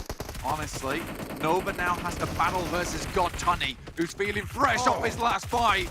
Finds one, swivels a 180 for the second, and the spray down is good. King cannot stop the usurpers to the throne, and the Infinity dominate in the gas station.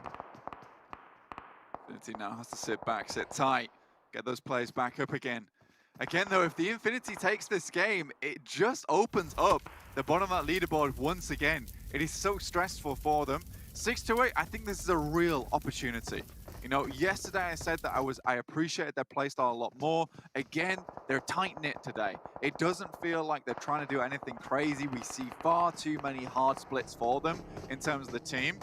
But I think this time 6-8, they're playing much more as a team unit. Whenever we see plays come through from 6-8, it's often one solo player kind of doing something in terms of a 1v2 or 1v3, but there's no backup. And I think that the 6-8, that's so important, but TG13, how does that happen? Opens up a little path into the circle for himself. Infinity, they're in this circle, sure, but they have 2 players down. Melon looking for the res onto Gottani. NC2 up first, and will get the flush onto Logan, bring them down to 3, and they're trapped like rats in the corner, and the snap shut comes the trap from MSC. Now just Newsy remains. Had a fantastic beginning to his tournament. See if he can bring it back here. Nice nade over the top. Just played this position before versus Reject, so he kind of already has the beat. He's been practicing here.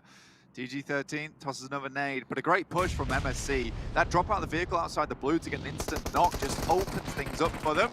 Xavier dropping onto Cryptic's position, gets some information, and then sails away. With both FaZe and Deadeye's guys going down earlier blank, this is a chance for the Xavier to open up a points lead. But if they fall here, they are just as much at risk as they were towards the start now as teams start to fall. One of the Xavier has been knocked. Cryptics, 2 players alive.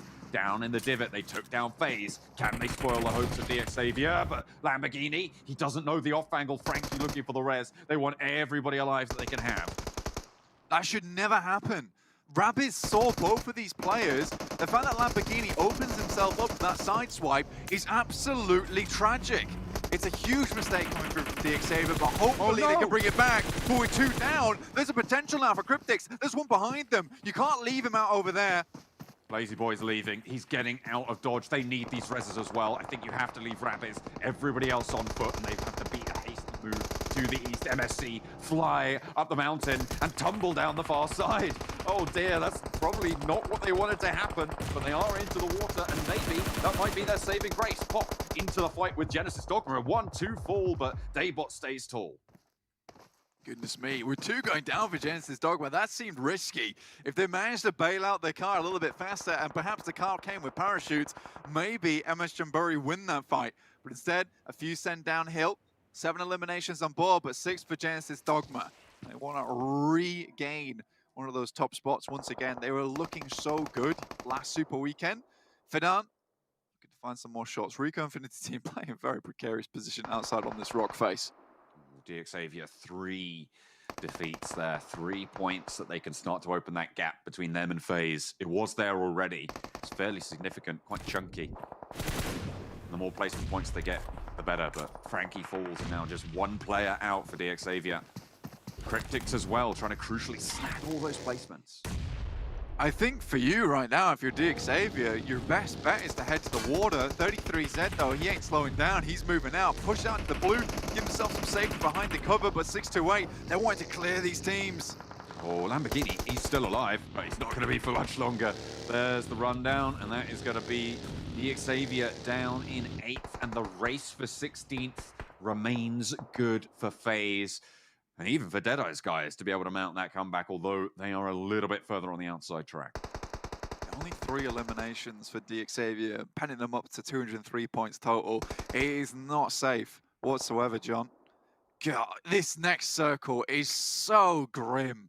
Junie, out in the water, has the right idea of it, but he's not on the bridge. Lazy Boy still in playing this one out for Cryptics. It's nice stuff. NC2 will have to move out as well. But this is time for 628 to control and conquer. And I think for 628, it's been a long time coming. Though with that little aggressive play, they've made this hard split happen once again. I just want them to play a little bit more together. NC2 taking breaths when he can to just slow down the drowning. And going up, swimming out wide. Junie as well, fairly low. Lazy Boy making that swim as 33Z on the top of the bridge. Takes it away from Genesis Dogma, who are going to have to move.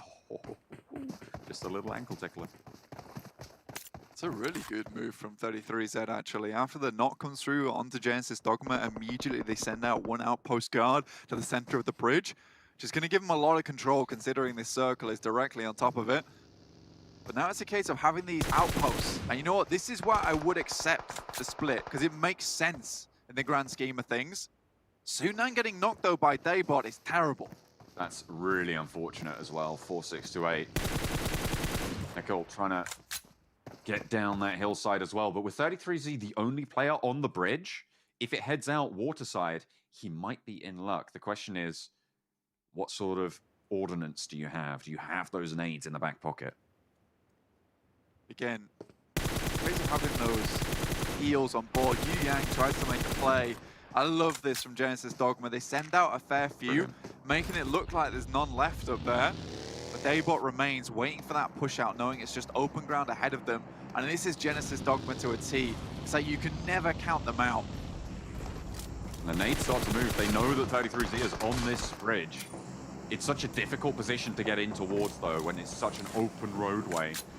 Unless they fully smoke out the approach, which it looks like they've just done. Yo. Here comes the crash for Genesis Dogma. The nade onto the back there. 433Z making more smoke, and he drops down. He knew that he wasn't going to win that fight. Gives the high ground and plays the swim game. Genesis Dogma's take there was a complicated set of events, and they made it across fairly easily, to be honest with you. Like, that test was nothing to them. Now Genesis Dogma hold the bridge. See how this next circle goes. If it heads back to the mainland, this is Genesis Dogma's game. Well, there's 7 teams remain with 9 players. I think this probably is the highest ratio that we've seen between those two, right? I mean, 6 of these teams have just 1 player alive. Oh, goodness me. There's still a little bit of land in this next circle to be played around. But no, it's just the waiting game. It really is the waiting game. This is the awkward thing about the bridge, is throwing grenades down there isn't going to work too well. You can technically, I think, stand for a brief moment on the side of these pillars, but it requires someone else to help you up there. And with the fact there's only singular players down there, I don't think there's anything that's going to be happening. Well, we'll have to wait and see. They are fairly safe from above, but there is still some shoreline around, which I think they're worried about. They're worried about Genesis Dogma dropping down and taking some shots, but as soon as that finishes, I feel like they are going to start to be a little bit more aggy in the water. See those weapon swaps coming through. They're trying. Oh, they're trying. It's just that brief moment that you can pick up a weapon, turn around and be like, I am the killer now. But rather at the moment, you're having a few problems. I think that for Genesis Dogma, it's really being conservative with your grenades now, because you have to clear out each side of these bridges, so the nades have to be very, very strong. So Nickel, I think one of the best bets for them to do right now is to head down towards the mainland, send 2 down there, give all your meds to 1 guy up top, send 1 into the water to scout out where the players are hiding, and then get your other teammate to throw nades at that position. Yeah, I mean, you could see there, Nickel on no first aid, dropped those over most likely.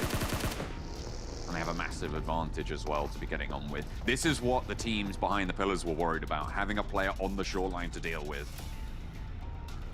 Yeah, because it means that if we see this next circle move towards Nickel, yeah, there's Satar. This is exactly what I wanted to see. This is perfect. We've seen it go wrong before though, Blank. Yeah. Yeah, we have. I have seen it go wrong before. I have faith in Genesis Dogma not to make that same mistake, honestly. Yeah, no, it was unfortunate. The last time it went wrong, yeah, it was a little bit of a misplay. The player on the top of the bridge dropped down into the water without healing and not going down, and actually ended up losing. It was the stimming which was the problem. Yeah. Yeah. You've got to make sure if you have to drop down, you have to stim. I think this is the exact same circle. I think the other one was on the Georgia Pole Bridge. Yeah, actually it was. Ooh, give me that loot box. Satar's like, wait, hang on a minute. I can move the loot box in the water.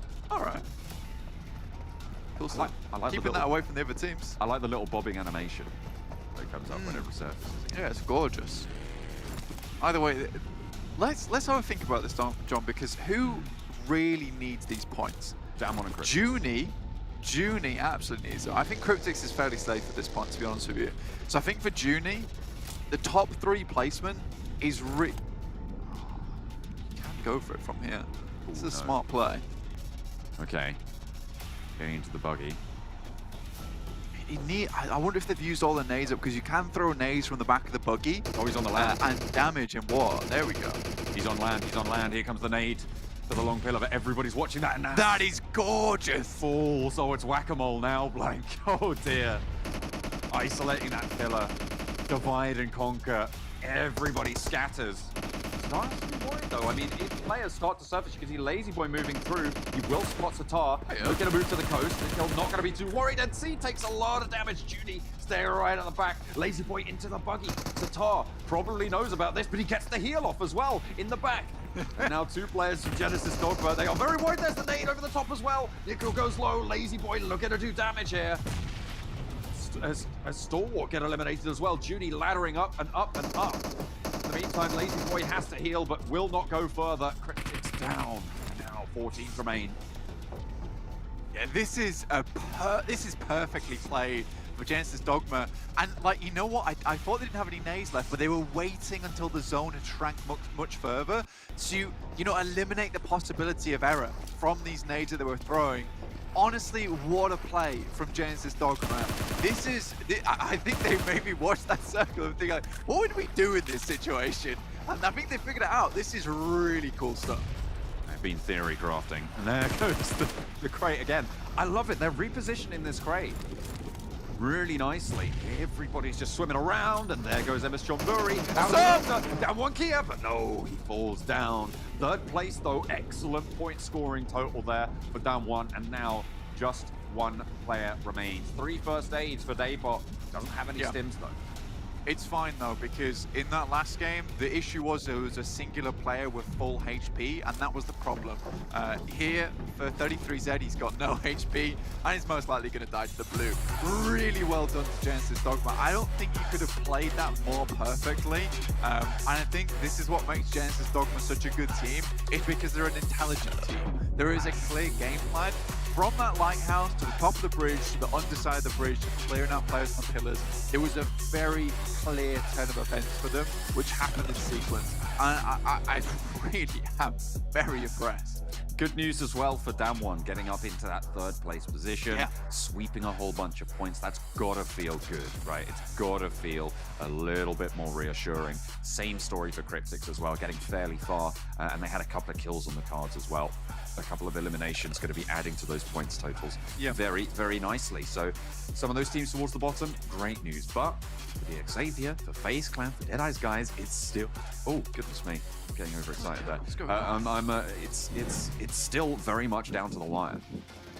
It is. And I think that, honestly, you could really ask for a better circle at the end of the day, right? When you get to match 3. But it really does take a lot from a team to carefully calculate how they want to play that one out. This is a great play from Forest Dash. Didn't realize this. You also got to consider that Genesis Dogma, it was not free for them. So many teams tried to take that lighthouse off their hands. You had obviously Damwon Gaming push up to that position. You had MS Chamburi fly over the top as well.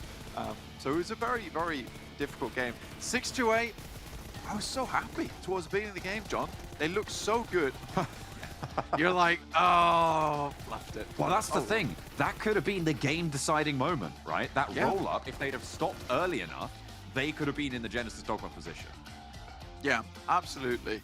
33Z just goes to deny the point in the end. Why wouldn't you? But I think for 6-8, it's a case of, oh, they look so good. They're together. And then they have that one aggressive play versus DXavier, and it just was all for nothing as they hard split again. Like, yes, we're the best in the lobby.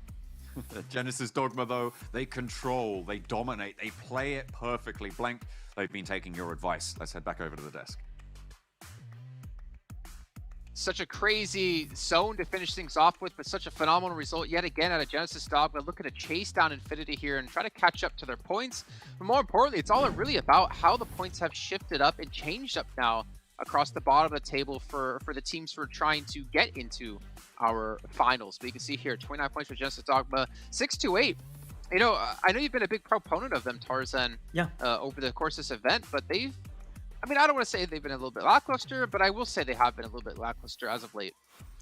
I think, how do I say this? I feel like the adjustments when it comes to how wide they want to play, when it comes to splits, is still something to be calibrated, right? And sometimes when it comes to transitioning into the late game, sometimes they don't know how to find that balance, you know, between the aggression and survival. And I think that is the key thing, unless they get to play a God compound like before around Quarry. Otherwise, there's still a few things for them to figure out. Okay.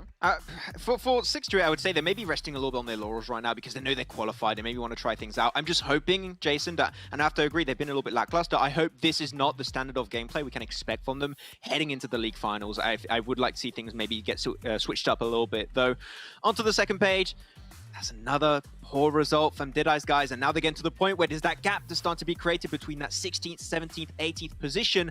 And Deadeye's guys, they're going to need 2 huge performances in the next 2 games to even have the odds to make it in that top 16. So Deadeye's guys might be the first team that is still playing today to actually fall out of relevancy. Yeah, I mean, if the pressure wasn't already really difficult before, now the fact is you just are running out of matches to play with. But Daybot here, 1,000 damage done yet again. I mean, it seems like we see him just as often as the likes of Newsy as well towards the top of the table in terms of just being MVPs. And to see that consistency come out of Genesis Dogma is really, to me at least, proving they were deserving of qualifying through these PMGC points. But speaking of points, take a look at this. DRS have been passed by Cryptics. Nova, 15th place. DXavier, still 16th in FaZe Clan. I hate to say it, but the route they're going, they're not going to make it. Oh, wait, so 6 more points from Nova. We need still 4 more points from Damwon.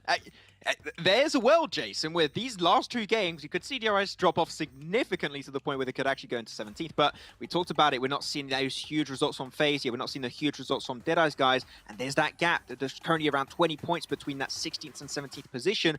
We need to see FaZe and Deadeye's guys step up these next 2 games. That is the main storyline that's happening right now. But not only that, we see Nova has been slowly dropping off. Damwon able to get some consistent results throughout the day. But Nova's also in a very scary spot. Imagining the reigning champions not being able to make it in the league finals would be the biggest upset possible here. Yeah, I've just done some quick maths, to be fair. Like, I feel like it's still extremely hard, like, for FaZe to go in and for Deadeye's guys. So, like, on the other side, it means teams like Nova are relatively safe. We need at least 10 points per game from FaZe Clan, but that means that Xavier can't get any points. Like, otherwise, FaZe can still get pushed down. Deadeye's guys need at least 15 points per game to at least to tie with Xavier. I feel like that is a tough ask, like, from this team, because they've not been showing anything. All right, well, we do have the treasure box still going on, as you guys all saw on your screen. 2 different boxes, one that ends on the 22nd or 21st, and one that starts on the 22nd, ends on the 13th. You have different ways to get permanent items unlocked free as long as you're watching the Esports Center over on YouTube. And you can also click the rewards button under the stream to get more points to potentially get these unlocks through and to get your awesome pans. Now, Tarzan, last time we talked about this, you tried explaining color to me, to someone who said they were colorblind. Have you come up with a new way to explain this? I'm just gonna draw their attention to the pattern. I just think it's a pretty cool pattern. There you go. I'm just pattern blind as well. That doesn't exist, I don't think. Well, you see, Sanhok's going to be coming up next, and as we were talking about for FaZe and Deadeye's guys, the points they need to qualify now, they have to play Sanhok, which makes it even harder for them to be consistent and to get the points they need. I mean, they're going to have to just go for it here, it seems. But also, a question we have for all of you at home is, well, who has the most luxurious hair? Now, it doesn't say player, so my answer is going to be Bleh. I was about to say, we could pick a talent, actually, for this one. I would have to agree with you. I think the Blair would be the good pick to go for this one. Yeah, Blair. There you go. He's got my vote. Yeah, we'll be on the same page. Let's play Blair, like, because it's hard to maintain that type of hair, so props to him. Yeah, all right. Well, I could have said Imperium's beard hair, but that's going to be gone, it looks like, at the end of the day. Ladies and gentlemen, we're going to head to a break here when we get things ready for our 4th match of the day. We'll see you guys in just a few moments.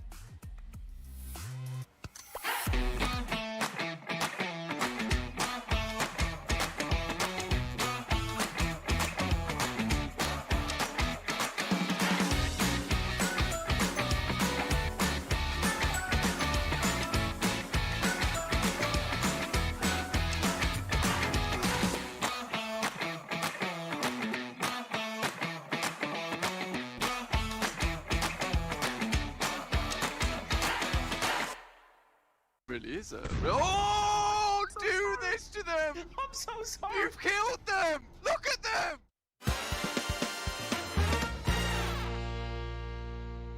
FaZe still in contention, though. FaZe up a real possibility. Really? I think it really is a... Oh! No! Oh, no! It's FaZe down! No, I'm so sorry. On your face! I'm so sorry. Why would you do this to them? I'm so sorry. You've killed them! Look at them! They're dead! Huh? Oh!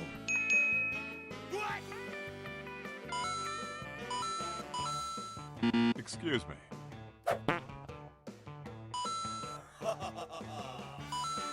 He's waiting out. Just needs to move forward. They are out in the open. He's waiting for the tree to provide some cover. You can see he wants to move out to the right-hand side here. He's going for the shots, lines up, the one for top, looks for the knock, and action.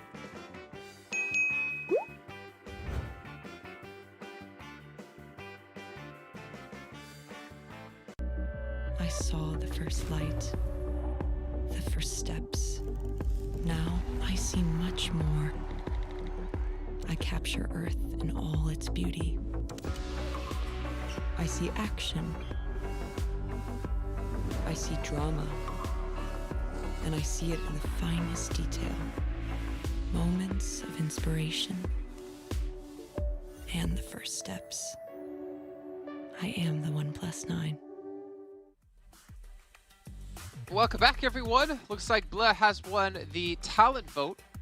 I'm assuming he's going to win the fan vote as well, but unfortunately not going to see him anymore today here on the show, as John and Blank will be taking out the rest of the matches. But gentlemen, it's do or die time now. 2 matches left to go here for some of these teams, and I honestly can't tell you what's going to happen, except the fact that I kind of hope, you know, it feels bad that I hope a team doesn't qualify, but it's for good reasons. It's for Imperium to shave the beard, and obviously we'll see if that does happen when we do get to it. But Sanhok next, guys, and it's 100% for these teams. I feel like going into this, no matter what, you're thinking, okay, most likely we have to heal strat this.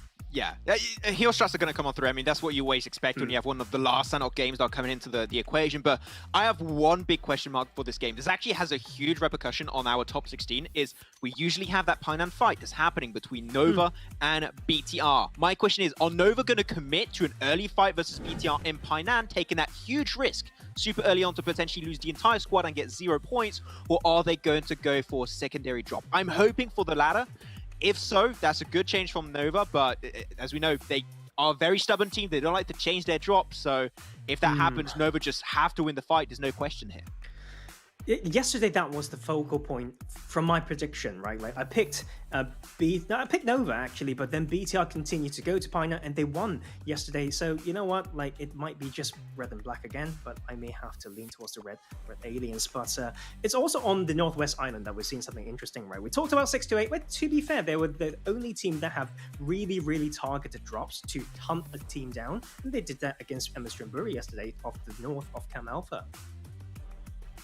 Okay, I mean, I think you guys are bringing up actually really interesting points, right? And it relates back to something we talked about at the start of the day of teams having backup spots ready to go, especially teams that are susceptible to being hot dropped and being knocked out of the entire event. So I am wondering, will we see those backup drops come into play here for some of these teams? And I just quickly get your thoughts on that. I think that would be a great choice, especially for Nova, right? You want to try and swap things up a little bit. You only have 2 more games remaining. Now more than ever, that threat of hot drop, even though a lot of people might not expect that to happen, but the threat of a hot drop is real right now in these last 2 games, because 2 games, you can hot drop the team twice, and that's super easy to do and pull off. So we'll have to see, but you need to know where teams don't drop, where those are free spots, and if you see an opportunity, just change it, especially for Nova. If Nova commit to Painan, I think that would be a huge mistake, Jason. Well, let's get our predictions in then. I'm going with Infinity. Max, I bet you're going with 4 Rivals. And Taurus, I think you're going to go BTR, if I'm not mistaken. Yeah, red and black with that bet in Painan. Let's do it. All right. I mean, realistically, can you tell me, do you really think there's going to be a fight there between BTR and Nova? Yes. Realistically, you think so? I mean, Nova not understand the situation. I feel like they are 1-for-1 right now. Like when it comes to them fighting in Painan, I feel like it's an ego thing as well. They don't want to leave, but BTR have the edge last time, so they are going back. Bro, if ego gets in the way of me winning potential, exactly, right? Yeah. I don't want to see it, but that's a tough ego. That's a big ego to have if you can't keep that thing in check. I mean, it's going to come down to that final match here after this one, but it is the penultimate match of the day, and it is John on a blank to take us straight into it. Here we go, the penultimate game of the Super Weekend run. It's been a marathon for a lot of these teams, and the Infinity stretched out to a lead that is nigh on unsurmountable now. Blank, they will be claiming that top seed spot, but everybody's eyes on the bottom of the tables. Will DRS make it? Probably. Is it fully guaranteed? Absolutely not. With FaZe having to get 37 points total the next 2 games. There's the T drop, as I'm now naming it. The very cool drop. Nova versus Bigatron. This fight has to go well. You know, I mean, Nova still has to jump DRS for it to happen. But in a way, I think we have to feel for DRS in the situation as well. They're probably praying right now to make sure they get it into the finals. They did leave themselves an awkward placement points total with only 218. You know, to be fair, we said 200 points and you were safe, so they hit that. Fortunately, it's not the case here. They do need to hold on to this spot just a little bit longer. Again, though, this would require a FaZe win on Sanhok or on Erangel. One of the 2 is great. We know FaZe does well on Miramars, but it's now these 2 final matches of Erangel and Sanhok where they have to stand up. It's a rough one, John. It's a really rough one. In big ways as well. And we're on board with this Painan fight right now. I mean, you can see Order's position. This is where he controlled the fight in Painan last time around. Got a couple of really good off angles. Paraboy up on the roofs, finds the forward outpost. Liquid is going to take a tumble. Really can't defend that. Bigatron lose a player early. Luxy spotted as well. Zuxi too close to comfort. Too far from comfort? Sure, let's go with that. King moves up to that off angle, and I feel like Bigatron just have to get out of here. Yeah, it's time to leave. I think if Nova have figured out anything from their previous engagements with Bigatron, it's that this fight is now going to stagnate. Bigatron's very good at holding on for a long time, but if Nova just sticks around, plays it safe, they can quite easily get a full squad wipe without losing any members.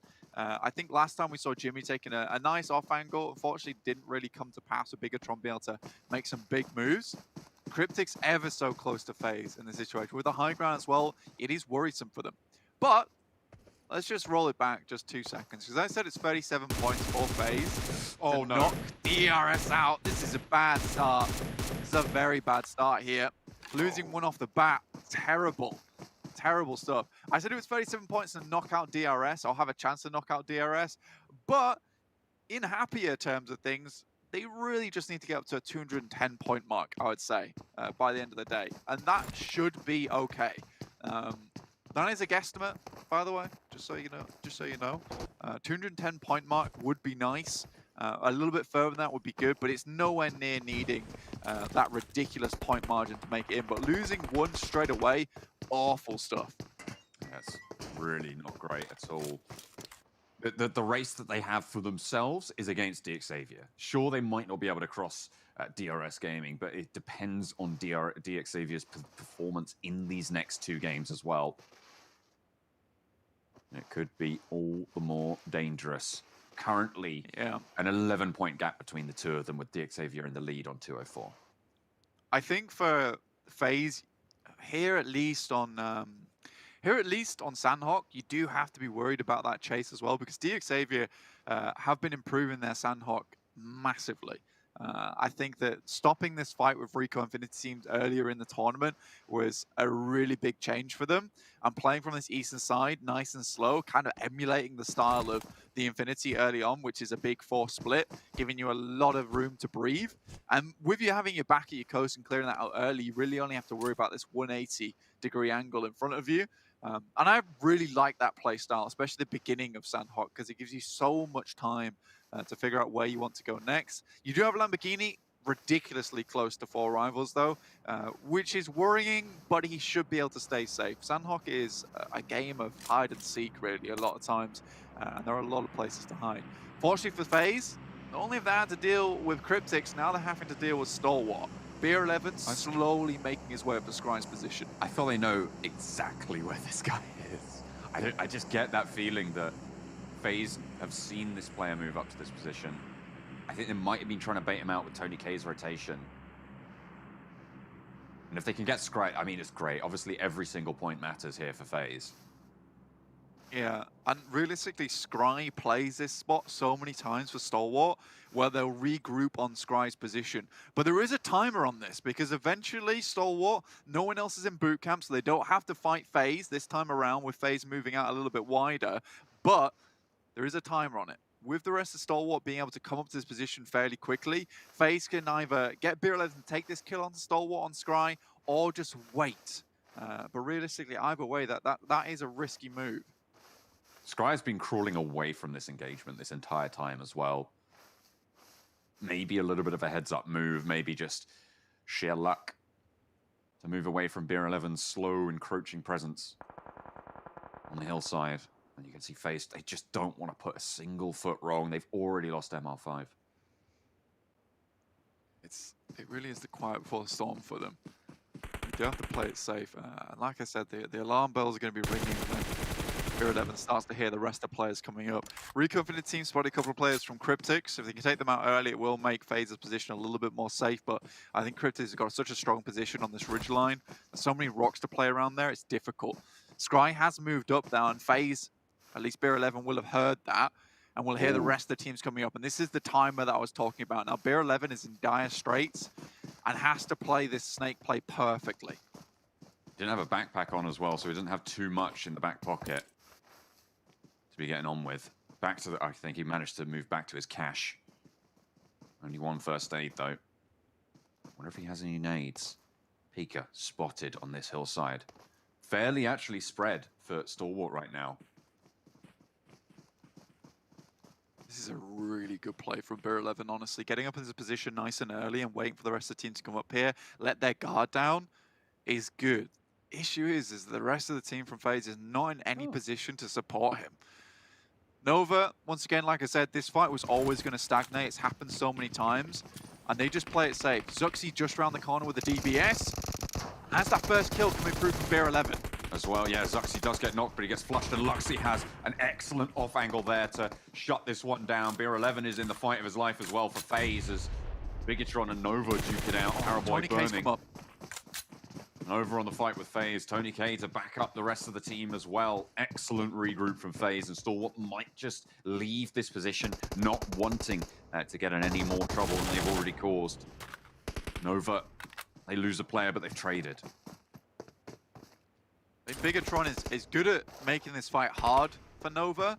They haven't quite won it just yet. I think the off angles they take with interesting positions around Painan are really cool. Just set Nova back just a little bit, down to just 2 players. The ability to get Zuxi back upon his feet. Order has to move fast now. There's a lot of feet hitting the ground. Luxy moves up, can't quite find the position, throws a smoke out to distract for a short moment. Order pushing in on the top floor, moves to the stairwell, now can start to play around it. Zuxi bleeding out this whole time. Luxy jiggling. Antsy on the ground floor here. Pushes in. Order goes in for the spray, but Luxy, he just doesn't want any part of it. I think rightly so, but out the window, takes some damage, and that could prove to be a deciding factor. Swaps the weapon into the barrel, and Luxy falls. Not a lick of damage over onto Order either. Now it's just Ryzen. It's a good fight from Nova, but will it secure them really any more points this game? I don't think so. Still, getting 4 total eliminations at the beginning of the game is good. It'll see you slowly rising up those rankings, which is really all you need to do is just those consistent points. And if they're confident to win this fight in Painan, that's fair enough. That is actually fair enough. And go for a heal straight after this, try again to at least the top 7. It's a good plan. Certainly is. Certainly a viable plan. Circle, centers, again, kind of onto FaZe's position. Right in the middle, one of our teams that we're really looking out for. If they can pop off here, that's something that we really need to be keeping an eye on here. DXavier, the team that they're chasing right now, out on the outskirts on the east. And naturally, you're going to have to push through their nemesis, Rico Infinity team and Paradise Resort. Enigma Galaxy, they just get backed off this Painan fight. They're like, well, hang on a minute. We're busy fighting in Painan. Order, though, gets shot down by Ralph. And Ace can come through. He probably knows that King's there as well, but the nade bounces just off the eaves there. Unfortunate for Randa bounce. Again, that's a good move from Order. Nasty nade comes through. Does get him back up again. Will immediately have to move in the house. Good pre-fire comes through from King, but moves the wrong way, I would say. Doesn't get back into the house. The reposition comes through from the rest of the Galaxy. Ryzen, if he stays alive here, they might not think that there's another team left standing. Order trying to stay alive. Lord moves close, but he spots the backpack. That's going to be it for Nova. And Ryzen now in for the fight. Spots one, gets the spray. Last player for Bigatron. Gets more, but not quite getting the knock onto Ralph. A nade being cooked. And a good reposition from Ryzen to move away from danger there. Knows that they're just going to post those through to his position. Back in the mix for the team, Ryzen. Probably one of the world-renowned players. Honestly, so good in his prime. Fallen off just slightly. 6-8 versus Deadeye's guys, and their tournament life is slowly slipping away. I would practically count them out after this game if they all go down here.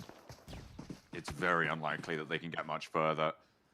One more falls, and the Deadeye's guys' time in this tournament is coming to a close with a nade to seal the deal. 6-8. Take the Deadeye's guys out of play. Ryzen taken out of play himself as Enigma Galaxy win the fight in Painan. Unfortunately, game over now for Deadeye's guys. One game left to play, and it would have to be basically a massacre for Deadeye's guys if they would want to make it into the finals. And I don't think at this point in time they'd be capable of doing that on Erangel.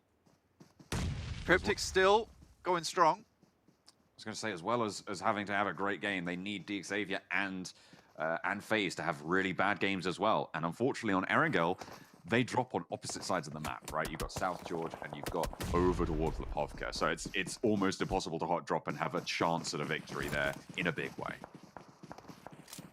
DXavier slowly moving up to Paradise Resort. Very carefully though. There's only 2 players remaining in Paradise Resort with those postings. Good shots come through though. Excellent shots, in fact, from Fidan. And one of the players from Genesis Dogma. It feels like Rico Infinity team have just been going for these long-range engagements this entire time, controlling this range pretty well as well. poking out south. It's a 2-2 split, and it's working. I think when you get down to the rooftops of Paradise Resort, not only does it mean you have a lot of vision around the map, but it also keeps you safe from anyone that wants to get into Paradise Resort, because at least you have a lot of information nice and early. The Infinity moved out towards that western bridge, trying to hold 628 and Emma Shumburi at bay. 4 rivals, not dropping over towards Hut inside, instead drop up towards Cow, so they're not going to be kept at bay there. But again, moving very slowly, haven't quite made their way into the circle yet. And DXavier is being so cautious about it, and why not? They know that at this point in time, nothing's guaranteed, and they will have to keep this one tight towards the end of the day if they want to make it in. We've had a Bridgewater finish, and now we're getting closer to... Well, boot camp is in this circle, Blank. I don't know if it will finish there, but what a way to close it down on the last Sanhok of League play. If we get a boot camp finish, I'd love it. I'd love it a lot. Yeah, coming off the back of a bridge finish into a boot camp finish, damn. You know, PUBG Mobile gods blessing us with interesting circles. At this point in time, FaZe is quite happy, though. Haven't had to move too much, been able to hold on to this compound, which is the bottom of that hillside. It means that not really a lot of people can spot them within that compound as they're coming over towards those ridges, which is nice for them. Keeps them safe, but as they start to move out down towards the warehouses, just above boot camp. Yeah, they actually crossed out to the compound closer to Paradise Resort and then came back to fold into this circle. They want this hillside, Blank. It would make sense. I mean, with the amount of rocks that are around that area, the amount of brushes that you can play in, it gives you a lot of safety as a 3-man team, because you can play like a tiny little split, which gives you advantage over any team that's trying to crest onto this position, gives you that chance of surprise. See how it does work out for them. At the moment, I think they are quite undecided between compound and rocks. It's so difficult for FaZe right now with a 21-point difference. Right down to the wire. Chicken dinner would see him through, though. Only if DXavier don't get the points on board as well. That's the thing, though. It's a difference. Yeah. It needs to be over what DXavier score. Yeah, absolutely. I think that realistically on Sanhok, you're not going to get a huge amount of kills on this map. Most of the kills come through towards the end of the game. A lot of your kills at the beginning are vying for position rather than just running through mobs, like you would see on Erangel maybe. I think for a lot of these teams, it's a case of have a strong spot towards the end of the game and then strike out, get those eliminations up to around about 7 or 8, and you're sat in a good position. That kind of game for FaZe will put them at around about 22 points, which is good. But again, you have to play hard in that next game, because there's no guarantee that DXavier goes out early here. And you don't imagine with the way they're playing, so safe, so cautious, they're going to go out early. You said the Infinity were one of the few teams who figured out Sanhok. They certainly figured out how to break straight into this 4 rivals compound. The nades, the Molotovs, everything just pushing them back into this corner. And Logan has the off angle as well, so they can't break out the other side. How do you do it? How do you do it to him? The spray is good, but Nuzi does take a knee, and actually looking to get flushed. Gonna go down. Infinity lose a player there. That's really sad. You know, that fight was played so well. I love the way the Infinity uses smokes on these little hut compounds, because they will drop down smokes on either side of the buildings, of the doors at least, eliminate any possibility of the team counterattacking inside, and then purely use those grenades to their advantage to just try and push them out of position. By the time they think they're ready, they'll move in and take a fight against a very much weakened team. So I like the way the Infinity goes about it. And that's that first initial fight that they do so well. We get the circle, John, heads down towards boot camp. A lot of this water's still in it, though, and FaZe is going to come under fire soon. They are quite out in the open. You know, that compound might be looking fairly nice, to be honest with you. It's one of the situations where, yes, it's probably not going to be the next circle, but at least it'll give you some defense. DXavier very slowly leaving Paradise Resort now, but they are going to have to go quite a way. Oh, and if you're FaZe, you've got to feel that this is the opportunity. You've got to feel that this is your chance. All the cards in your hand right now, but only 3 players alive. Losing that player early might be a crucial factor. Stalwart currently fighting against Reject coming from that south side. Genesis Dogma flying, absolutely flying into boot camp. But DXavier, GE goes down. Lamborghini now in a 1 versus 1 against Mella around the rock, and he's not going to be able to make it happen. No backup for the rest of the team as well. FaZe have oversight. And the Infinity will have to push a little bit further. But DXavier lose too, and this is again good news for FaZe. Great news for FaZe. And with DXavier out in the water with so many eyes on this position, you'd imagine that DXavier aren't making it much further here. You know, they would love to get up towards the Infinity, but it's been a really awkward triangle split from both FaZe, 628, and the Infinity. And DXavier has ran into the worst position possible. Logan felled as Rico Infinity team cut across it on the push. Infinity moving in from the north side. It's a difficult movement. You've got FaZe right in front of you and Rico Infinity team covering the flank really very effectively. But now Rico Infinity team feel they have to move and they want to fight against FaZe here. Tony K is quite low, and you're wondering how many meds the FaZe guys were able to get on board, considering that they've really only been in one spot the majority of the game. Sure, they took down Action, probably were able to loot that body, but look at this, Beer 11, one first aid kit only. They're really running on dregs at the moment, and that is the scary thing, is that they're almost they need to win a fight here just to get some loot on board. I'm pretty sure they're going to find one though, Blank. That's the thing. Nella moving in might be a delivery service. Ventura's crucially picking that up. Gets the flush as well. God, Tiny, I feel like the Infinity, are they going to leave a healer out in the blue? Potentially. Grab as many points as they can. Logan will be flushed in just a second. Really, really grim circle to be playing here, right on the coastal side. 628 have much of the ground covered. MS Chumbury coming down from the southwest. Fairly safe position, actually, but FaZe now has to push through. Rico Infinity team at their back. It becomes difficult. DXavier can also play problems here as they get up towards that coastal side, towards the cliff, start climbing. Goodness me, it's a stressful time. Reject getting bombed out in the boot camp. Genesis Dogma and Stalwart both having to leave. Nick Galaxy in the mix as well. And all this time there's more water, and Blank DXavier, they're swimming. Venturas gets knocked by 628. And this is the problem, they had to hold their own versus this team. Sunam moving up, nades in hand, and with these rocky outcrops, these nades fall into awful positions for you. That's a beautiful nade over the top, bounces off the top of the rock, and will explode above Sunan's head like a light bulb. Gives them a little opening. Rico Infinity team, though, they're storming the back and looking to put the nail in the coffin for FaZe. That's a beautiful nade onto Beer 11. Stands up, the cop find the spray. FaZe eliminated with only one chance now to get back in, and DXavier outlast them. Blank. The more they survive, the harder it's going to be for FaZe moving forwards. And they're in a position to snake this one in the entire time. Nigma Galaxy taking down Stalwart. Just 2 points off the back of this game for FaZe. Goodness me, I think DRS are staying in this one, but FaZe still have a chance in hand. But it is a slim chance at that. Slim to none, almost 8 teams remain now as they're dropping night flies, and the circle goes to the river again. The water spirits playing strong right now for DXavier. In their position with an elimination as well. Teams are dropping, Blank, and this is more and more placements and a larger and larger gap to get across. MS Chumbury moving in from that southwest side. Like I said before, this is a strong position, keeps them covered the majority of the time. Will have to use smokes to get up. Genesis Dogma moving to position. Nickel drops straight into the water. A good play. Keep yourself safe for the time being, but Stalwart been held out by Daybot. Moving around the side, very low on HP, no first aids available. Oh, Daybot nearly makes that cross. I thought he made it. No, gets shut down, gets sat down there. Booms, though, still in the mix.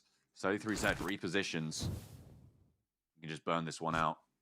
I don't think he'll know that it's coming before it does. And actually, caught in a heal animation as well. 33Z trapped now. Booms wants to seal the deal. Genesis Dogma looking for the triple.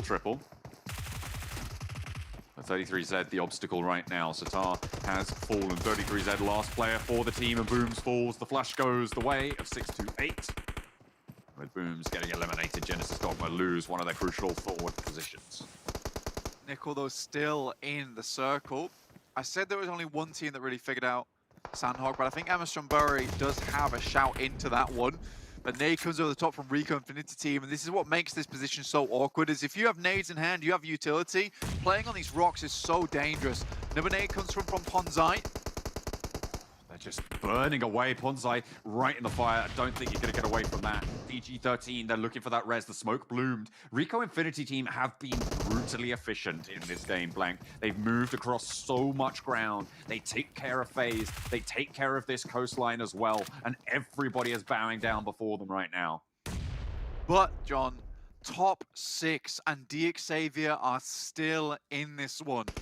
Nickel needs to be aware that DXavier might move across, but it's unlikely they'd be able to get into a position to shoot him.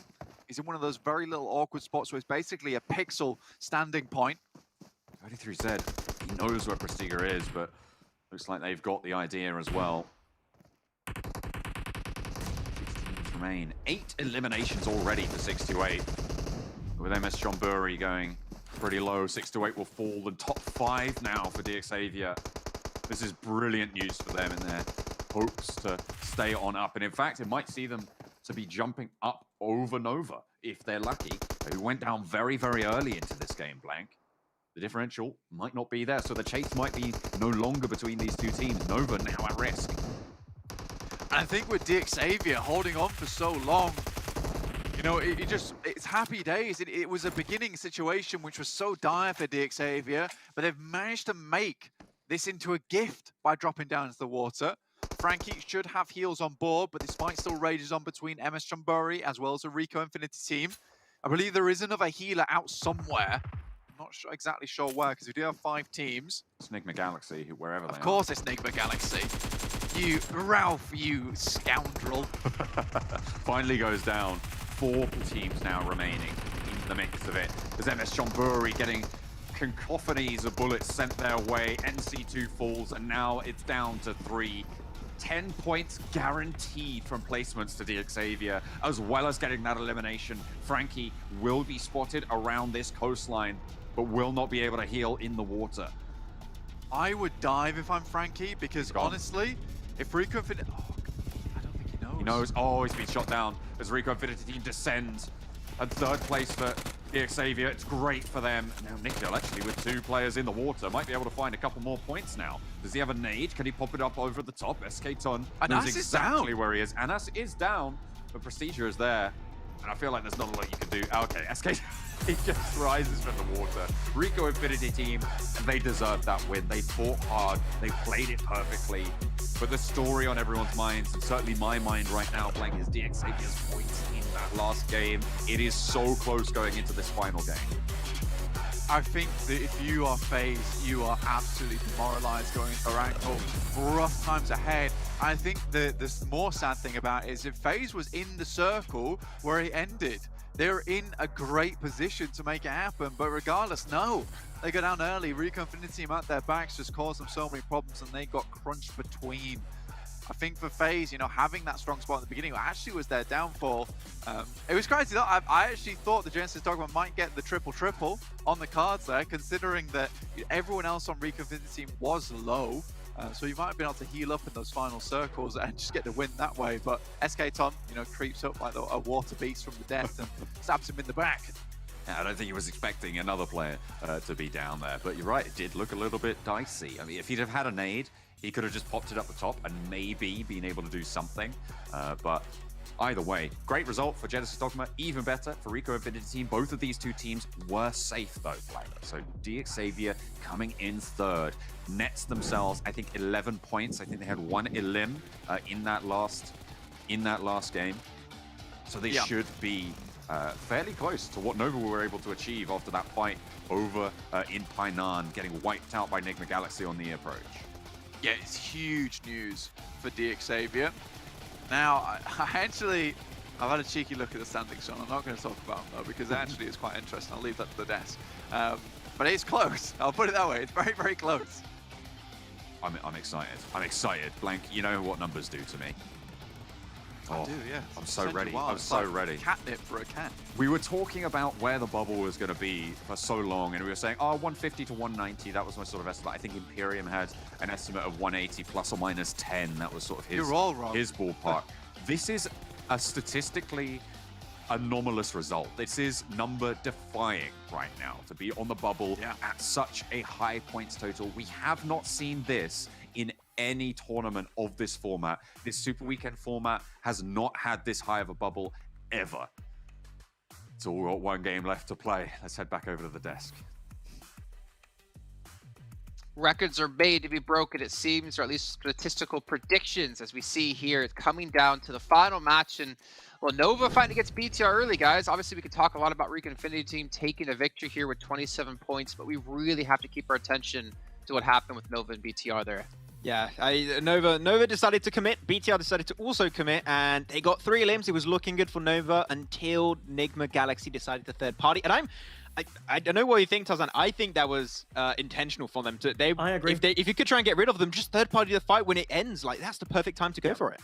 Here's the thing. I know Nigma Galaxy always have a shot stop, maybe close to Painan on their rotation, but usually that rotation happens around 5-6 minutes later. So I think it's intentional that they want to have a look at Painan to see whether they can pick up scraps, and they did.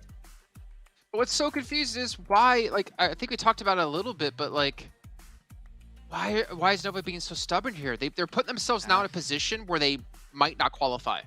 Yeah, like that's the state of where they're at. They might not defend their title anymore, have a chance to. I want to see them change their drop on the next game. It's the final chance, and you know that they go for that wide Gatka split. That is the great opportunity for a team to drop as a 4-man and 1 or 2 players individually. Get rid of those players, and then your chances of a chicken dinner or to get top 5 are significantly decreased. So, yeah, I don't want to see more stubbornness coming out from Nova. I've seen enough of that already. We'll have to see. But another team that also is currently fighting to make their spot in the top 16 is FaZe. And you're talking about scraps that we're trying to get picked up by some of the teams here, Tarzan, but they should clear their backside. They got to make sure you get rid of Infinity, get rid of Rick Infinity also. If you don't do so, you're just trying to get scraps moving into the circle, but you're going to get nothing from that. Yeah, I mean, like, FaZe being a team who knows that spot very well, knows the potential spoiler play that they can deliver, but they did not pull that. I feel like the fact that they've lost one player really shifted them into playing a more conservative style, which didn't work out for them, right? So that didn't work out, meaning that they will need to get at least 28 points in this remaining game to tie with the side of Nova. So it's going to be very, very hard. To be fair, they need a chicken dinner as well, I believe. Yeah, they're going to need everything going their way. And again, teams could be dropping on top of them. I think a lot of focus obviously will be towards Nova here. But FaZe just needs so many points to somehow surpass them. And DRS, I mean, they have 3 teams below them with a 3-point difference. I mean, what? They would get 16th place at least. So it's not like they would be knocked out. But they would need FaZe to underperform here, go early to be confident that they're safe. Yeah, they'll be fine. I think that DRS, we can agree that they're going to be okay. It's too much also for FaZe to be able to overtake that position. But the big storyline for this final game, of course, is going to be Nova versus FaZe Clan. How is that whole interaction going to go down? We keep talking about hot drops. We had some of that, even though it's a hot drop that's been happening a lot between BTR and also Nova in Painan. Yeah, if you're one of the top teams that you see Nova as a threat, and clearly you should see Nova as a huge threat going into the tournament. They're currently still the reigning champions from last year's PMGC. You could end their story short now. Yeah. I think what's scary to me is, that you guys haven't, if you haven't been paying attention, haven't been watching to get the treasure box unlocked. That's a little bit scary because there's so many cool items for you to get permanently unlocked in your account. You can see, all you have to do is just follow and be watching on the Esports Center and here on YouTube. You can even click the rewards button below the stream on YouTube for some extra points. And you can work towards unlocking some, well, not only 1, but towards 2 permanent items, which starts off on the 22nd till the 13th of January. So a lot of items to win, but also on the note, going back to FaZe, imagine that they realize, okay, well, we have to keep Nova low on points, so maybe we hot drop them. But maybe they drop onto where Nova are going to go, and then other teams wanted to drop onto where Nova are going to be, and FaZe can find themselves in a position where there's teams dropping on top of them that initially were going for Nova. Obviously, it's a stretch, but it is kind of players to think that FaZe, I mean, I don't think they would do it anyways. What's the point in trying to hot drop a team right now when you just need to focus on getting eliminations and getting a chicken dinner? And it's very difficult to take down Nova in recent times, but we're going to find out, and this is really rough. 17 eliminations and a chicken dinner for FaZe is what's Blank's saying. That's like almost tying the highest amount of points you've gotten from a single match as well. Yeah, I think it's what we had 2 games was 18 eliminations, so you're gonna have to almost tie for that record. And FaZe have the composition that they can make that happen, right? But we just have not seen them play at the standard that we expected from FaZe going into this tournament. So they're gonna need a big change of playstyle this game. They're just gonna have to be super confident, take fight after fight after fight, and clear out every single squad they see in their scopes. Like it's tough. It is possible, but for that to also happen, Nova need to have almost 0 points really. So you need the stars to align perfectly. Well, we'll see if those stars do align. We have to head to a break here. When we come back, we will be heading to our final match here in our Super Weekend. See you soon.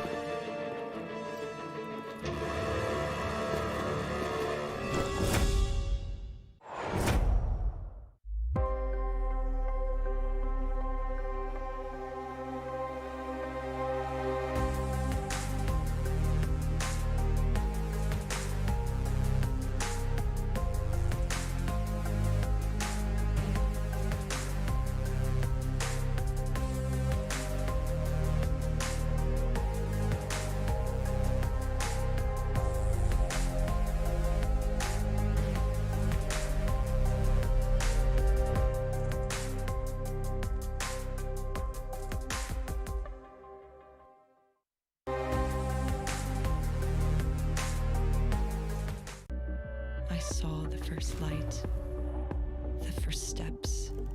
Now I see much more. I capture Earth in all its beauty. I see action.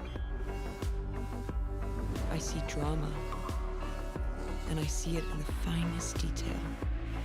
Moments of inspiration. And the first steps. I am the 1+9. Here we go. It's time to find out if FaZe can become diamonds. It'll just be a lump of coal in your stocking in about 6 days time. I don't know where I got 4 from. My math is clearly on the level of Maxman here. But either way, FaZe Clan, they know exactly what they need to do in terms of qualifying. At least a chicken dinner is on the cards that they need to pull off here. A large amount of eliminations, but they also need to hope, as we said before, that Nova don't score anything in this match, which you have to imagine Nova have to be in the mindset. And if they don't do this, I'm going to be really tilted. But just play safe. Just play for placements. You don't really need to get crazy. You don't need to go for any early engagements. Just play the number game, right? Play the smart game. Survive if you want to qualify. Okay, I feel like a broken record right now, but I'm going to bring back the point about hot drops. What if FaZe, knowing that they need not only to get a huge game with also a lot of eliminations on top, need to make sure that Nova don't get any points? Would FaZe maybe not be the one to actually drop on Nova, but they do drop relatively close. They go for Southern George Pole / crates. They could instantly drop there. There's a lot of car spawns in that position, and you rotate instantly towards Nova once you've looted up. That is a little bit of a stretch once again. We're going like in those big theory craft positions, but knowing how close they are and how they typically rotate, they could capitalize on that split from Nova early. That's what I was saying before, is like they could do something like that, but they have to be really wary of other teams looking to drop on top of Nova. Like they could run into 2, 3, 4 other teams who are looking to punish Nova and keep them out of the finals. So if they do that, they might be greeted with a lot more than they bit off. You know what? I feel like there could be other teams doing other things to hunt down maybe Dom Kia and the Xavier as well, because they are also at 215 points. And to be fair, I was thinking about maybe Nova dropping on FaZe Clan. Like, hear me out here. So let's say they take a fight, they lose they lost all their players as Nova, but then they also eliminate 2 of the players of FaZe Clan. So in that setting, can they still get a 28-pointer with only 2 players? So that is doing a lot of damage to, of course, themselves, but probably enough to really do the damage to take away the number of players. So if I were Nova, I would drop on South Georgia Pole, as long as not a 4-0 or like 3-1, if that makes sense. Yeah, then it should be still a win. Yeah, we talked about that before as well. It is actually very smart play, but we'll find out if they're going to do it. But before that, we remind you guys once again that OnePlus is our sponsor here at PMGC with its flagship performance and immersive 120Hz display and hyper-touch technology made specifically for gamers. OnePlus 99 Pro, your best shot to climb the leaderboards. And I had to go really quickly there because we need to get our predictions in. We need to round out this entire day pretty much. My prediction, Infinity, like always. Tarzan, your prediction? BTR, it's great to see Ryzen back in the mix, to be fair. If people didn't notice. Yeah, for rivals. I mean, it's the last chance. I still have hope, Jason, but I'm doubted now. Maybe they were saving all of their chicken dinners for the finals, Max. I like that. Let's go with that. Let's go. That's a good storyline. I like that. That helps me out. Okay, well, let's head over to our commentators to kick off the final match here of the day and final match of normal play here in PMGC. Start on over to John and Blank to kick things off. Oh, it's right on the edge. The precipice with FaZe getting a gauntlet laid at their feet. Blank, they have to run through such trials as no mortal man might bear to face. Yeah, me and you were crunching the numbers in the back. So actually it's not 17 elims they need. They just need 16 elims to pass DRS if they end up in 16th place, because they will tie in terms of points, but they will have the tiebreaker in terms of placements with that chicken dinner. If, however, John, we get Downward Gaming, DXavier, or Nova go out with 0 points on 215 points apiece, they only need 13 elims this match and a chicken dinner. Only. I know, it sounds crazy, but it's going to have to be a game and a half. So we're focusing today on this final game of the Super Weekend, the third one that determines the finals on literally 4 teams. Downward Gaming, DXavier, Nova, and FaZe. A minimum $5,000 gain, Blank. The minimum prize for getting into the finals, that $5,000 check. So if they can make it happen here, you've got to wonder if they can contender for the top spot over in those finals, because obviously this is a team that's only been in 2 Super Weekends so far. But we'll have to wait and see if they get there in first place. Absolutely. And you know what's even scarier than that, John? Throughout the entirety of all Super Weekends, FaZe Clan has had 2 chicken dinners total. 2 chicken dinners. I need another here. Honestly, what I'm looking at is a northwest circle, which already isn't happening. We're heading down towards the south side center. If we had that northwest circle up towards Everest, potentially there's a chance. But Cryptics, they're in position around FaZe. Goodness me, this could be bad. Could be disastrous for them if they aren't aware of the drop. They should have seen the parachutes, and they should have this information. But Marshall could have broadside on Beer 11. They lost a player early, Blank, and it came back to bite them in that last game on Sanhok. Marshall has no more got the line on Beer 11, and probably looking for weapons for themselves. There's 3 teams that we're paying attention to as well, though. It's Dam1, it's Nova, it's DXavier. I think the real test here for FaZe is not lose a player early. So what though? Already just dropping out on Genesis Dogma's position. Don't even dare go down towards Novo. MS Shumburi on the south side of Sosnovka, in fact. Yeah, a lot of funky drops at the moment. Yeah, they're just trying stuff out, seeing if it works, see if you can catch the Infinity off guard, maybe. Maybe you got TG13 up in Yasnaya, all on his lonesome. I mean, why not? You know. DRS aren't in the lobby. DRS aren't in the lobby. You know what? Maybe they're just not going for us. Make it happen. Absolutely. We only need 1 guy to hold Yasnaya. That's right, DRS. But that means that MS Shumburi aren't near DXavier. No, that's what I was saying earlier before this game actually started, is that DXavier don't really have anyone to challenge them. And with this hot drop from Stalwart as well onto Genesis Dogma, there's even less people to challenge DXavier in this lobby. With DXavier just being able to hold on this east side, Genesis Dogma, Stalwart, neither of these teams are going to move up towards their position anytime soon. Ooh, Booms backs down the stairs there as Daybot comes in for a little bit of backup, a little bit too late though. Daybot sprays the window, spots a little bit of a corner as well. They're going to shut top down, but Sliver of HP keeps him alive out the window, and Pika Thinks twice about the backup. It's top against Genesis Dogma, and Daybot gets the frag. Nice spray down with the micro Uzi, but it's traded out. Actually, Pika, the long range backup. Sure, he didn't go straight on in, but now Genesis Dogma, I think they've only got one player left standing. Nikhil looking to try and stay alive, doesn't have time for these reses because in comes the crash from Stalwart. Funnily enough, if Stalwart are able to win this fight versus Genesis Dogma, it's actually good news for FaZe. Considering that, oh my lord, that's a gorgeous nade coming up the stairs from Pika. I think that the funny thing is that if Genesis Dogma go out as they have done, it means that probably the kings of Erangel are now out of the match, which makes things easier for FaZe in a way. It's true, and it takes some points away from the potential kill points that DXavier could pick up on those fights. If they were to spot an exit, I feel like Cryptics are going after FaZe Blank. I have that feeling. They've surrounded it. El Chapo's outposted on the top of the mountain right now, on the top of Everest. And they've just got beads on every angle. It's funny because they have pretty much every single rotational path locked down. You have two players heading up towards Box Compound. You've got El Chapo on top of Everest. And you've got one player off towards the western side. So wherever FaZe goes, they're going to run into Cryptics players. Can they punch through that barricade, though? That's the onus that lies on top of them. Infinity having an interesting time over on the military island. Really not paying too much attention to it. Not really, just blowing each other up over there. Interesting. There's no one else nearby them as well, which I find to be interesting. Yeah. Oh, it's so stressful. It's so stressful in this final match, and these first 5 minutes have been grueling already. But Mir 11 finds the first onto Marshall, and thus begins the elimination train. The first one found. And an opening as well for FaZe to rotate through. We said they had all of those roadblocks in. It's not going to be good. Down one Gaming, if they go down here blank, it could be disaster for them and great news for FaZe. They find one, but only a knock, and the flush goes out. Down one Gaming trying to cling on to the coattails. 215 points in the tournament right now. And they reposition. They immediately leave. Deadeye's guys trying to push forwards with Shifu.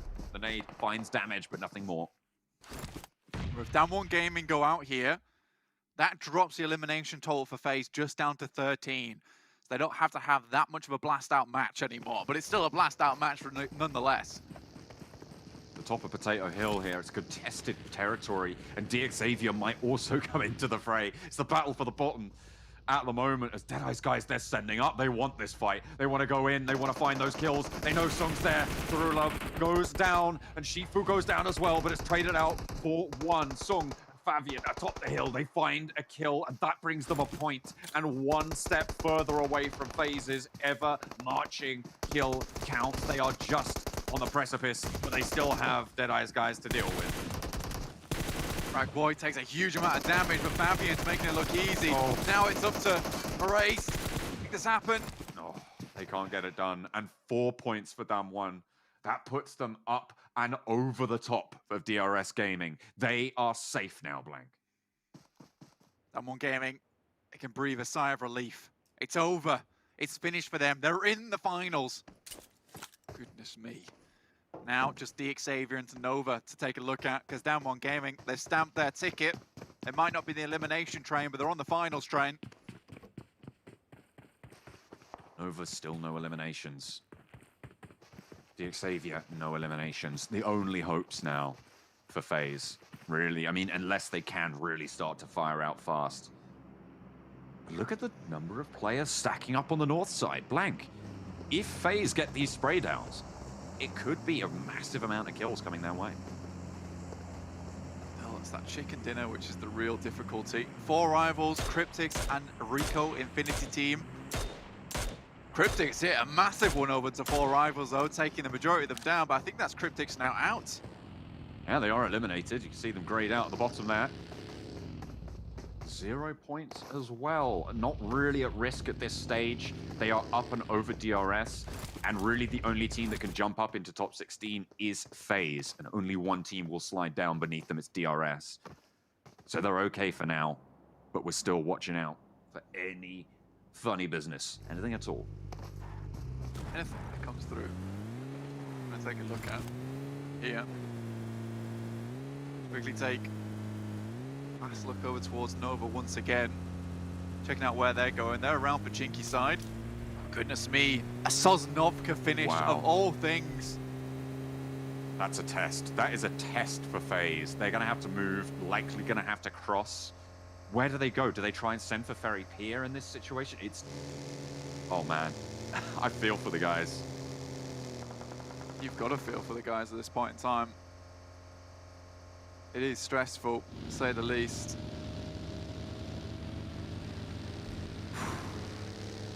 Could be DXavier.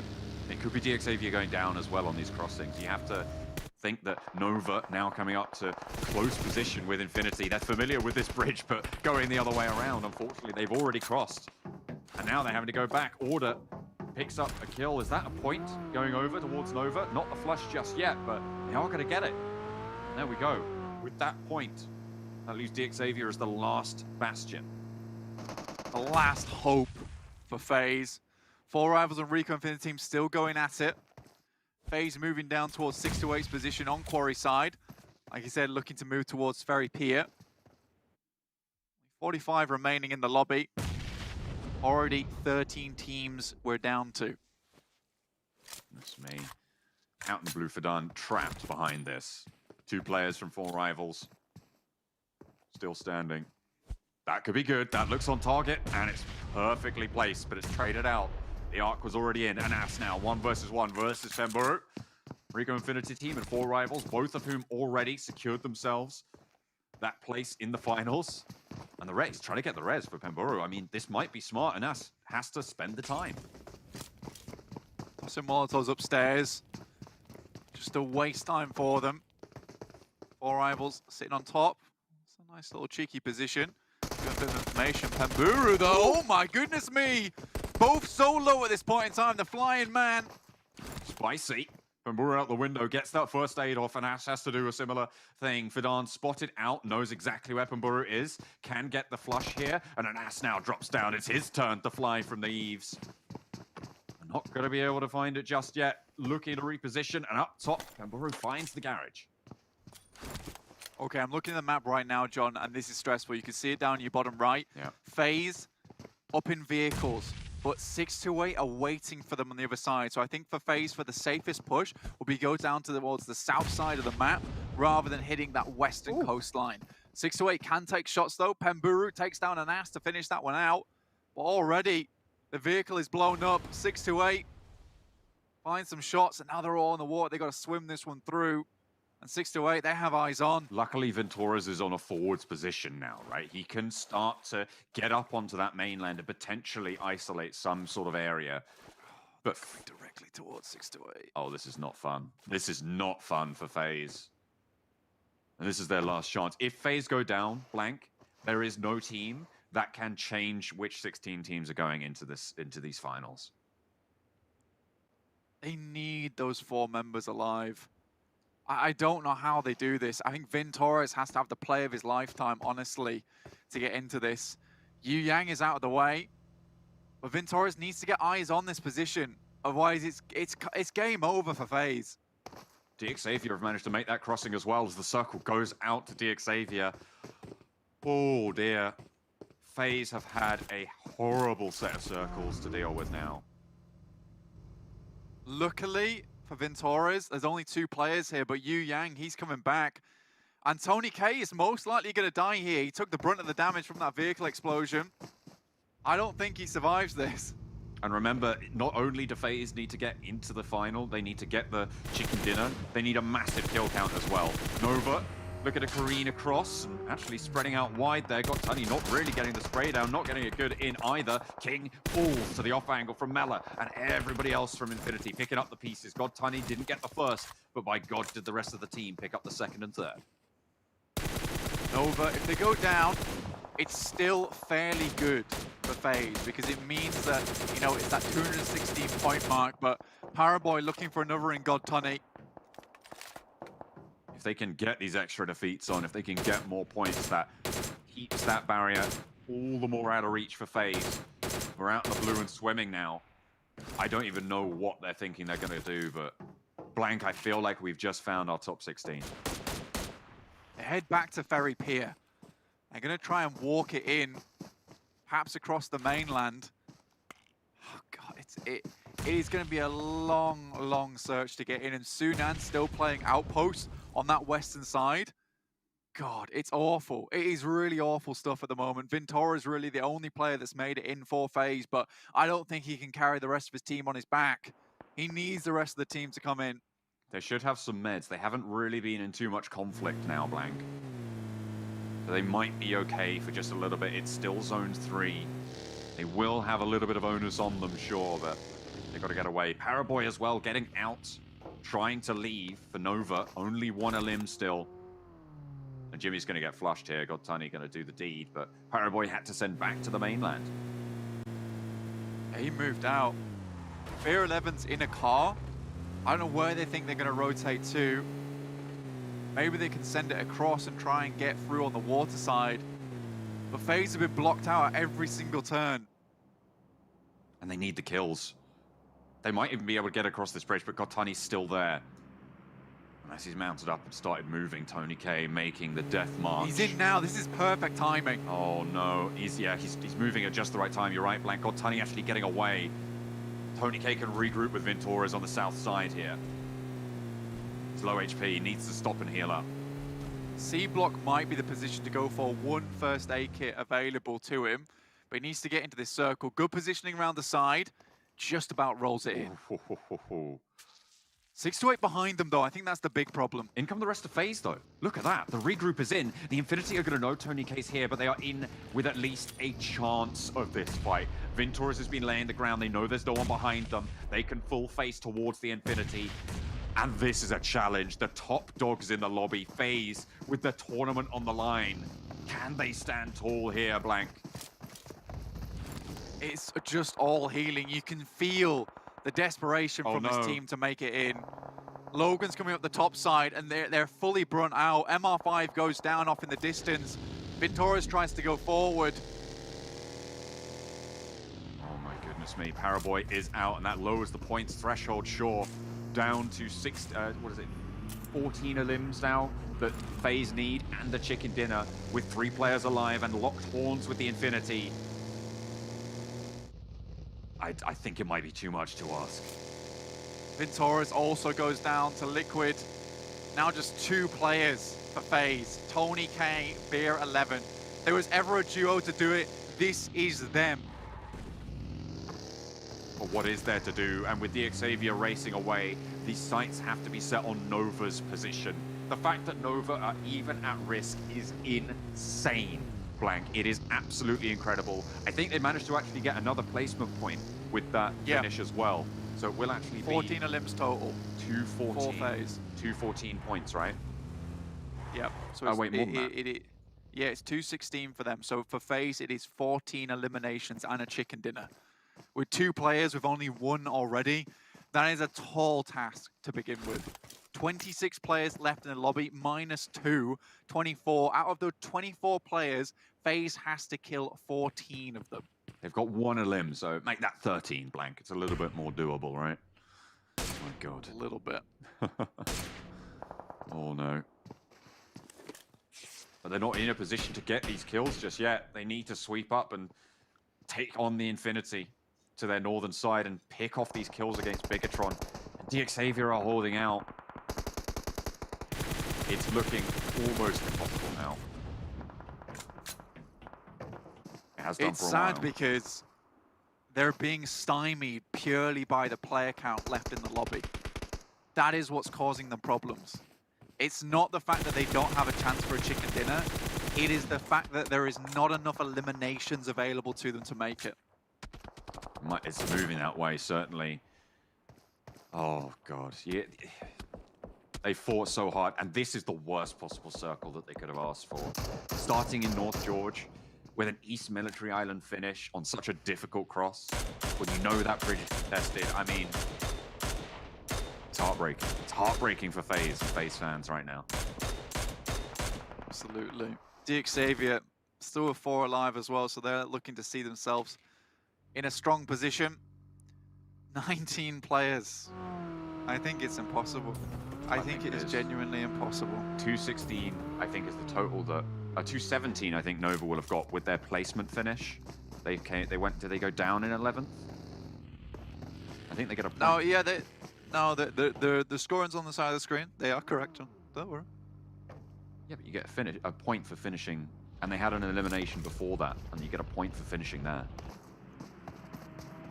Yes. So they should be 2 points total, right? Which means that they should be up to 217 total. Phase now. Infinity. Give them 2. Go on. Infinity are down to 2. You're never going to find them in a weaker spot. Mela goes down. There's the first. Tony K low, but doesn't get knocked. And that could be crucial. God Tunny moving out. Sends to the rock. Tony K backs it up.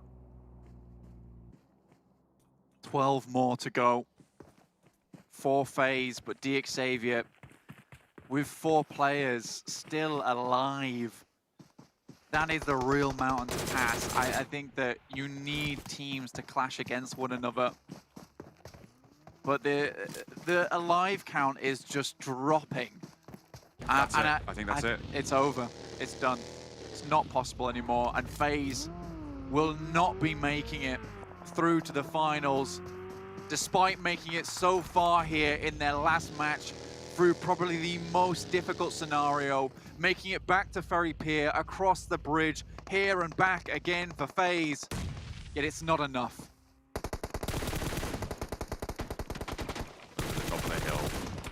It's a fight, and Tony K gets knocked. Their push turns to ash in their mouths. Spear 11 trying to keep themselves alive, and the thing is, they don't know. They don't know that they're done. And they are going to keep fighting their hearts out. GE. So close for that nade, but with only 2 defeats on the cards, there's not anything left. DXavier got dismantled in the meantime. The Infinity are still going, and there we go. There's the spray. God Tunny. I feel like it's a fitting way to finish. Getting sprayed down by God Tunny. One of the brutes in this lobby. Finishing the run. DXavier, though, what I will say is this team has made a real step up in this final Super Weekend to make it to the finals itself. Despite what anyone will tell you, DXavier, they have ran this one back. They've shored up a lot of the problems on the team, and they're looking so much stronger. Their Sanhok was corrected. Their Erangel was corrected. And in the finals, it's really a team to look out for. Going down finally now in 6th place. 5 teams remain. 1 player apiece. This is a Battle Royale, Blank. It would be the way to end it with Beer 11, with all the work he's done in the lobby so far, over all Super Weekends. For him to get a chicken dinner here, it would make me proud. Their last chance to do so as well. With no possibility of making it in. They just don't have enough points left. What can you find? Beer 11 swinging down south. I wonder if they know. I wonder if that call has come through. That they know they can't make those points totals. Beer 11's going to play it through to the bitter end, though, John. You know that. And it will be a bitter end. But the sweetness will come in the fact that they did their fans proud in the final game. They made it this far. They really had to have the best game of their life. But honestly, this circle is what ruins it for them. We were hoping for a Northwest. It would have sat them in good stead. But an Eastern Circle on South Northcote, like you say, is horrific news for them. And despite all that, they are here in these final moments. Gotani goes up for the fight, and Hamodi brings him low. 1 versus 1, nade over the top. Could be really, really solid. Oh, he thinks better of it. Drops a nade, actually hears that one go. Hamodi breaks out wide. I think Gotani knows that this position has been readjusted. Goes for the push, Hamodi caught in the heel. The animation's there. Gotani gets that one done. Ragey now moves on in. Everybody's on the north side, and Blank, it could still be a FaZe chicken dinner. It could still be a FaZe chicken dinner. And like I said, it'd be the best way to end this tournament. With FaZe been so down in their luck the entire time, finally being able to stand up here in the final game, they'll at least go away feeling happy, be able to readjust, come back again, see what they can get done. But I don't think anyone expected FaZe not to get to the finals. I certainly didn't. I don't think anyone else within this tournament thought they wouldn't. Here they are. Got to know that there's a lot of solo players in this final circle. I don't think we've ever had 5 teams, 5 alive on a land finish. Look at this, it's bold up the top, and actually Beer 11 moves in, has an excellent side angle here onto this fight. Liquid far more concerned with Ragey, as is Ragey with him. Let's go through. Not sure exactly what we're looking at the moment. Everybody's just wiggling around on the ground right now.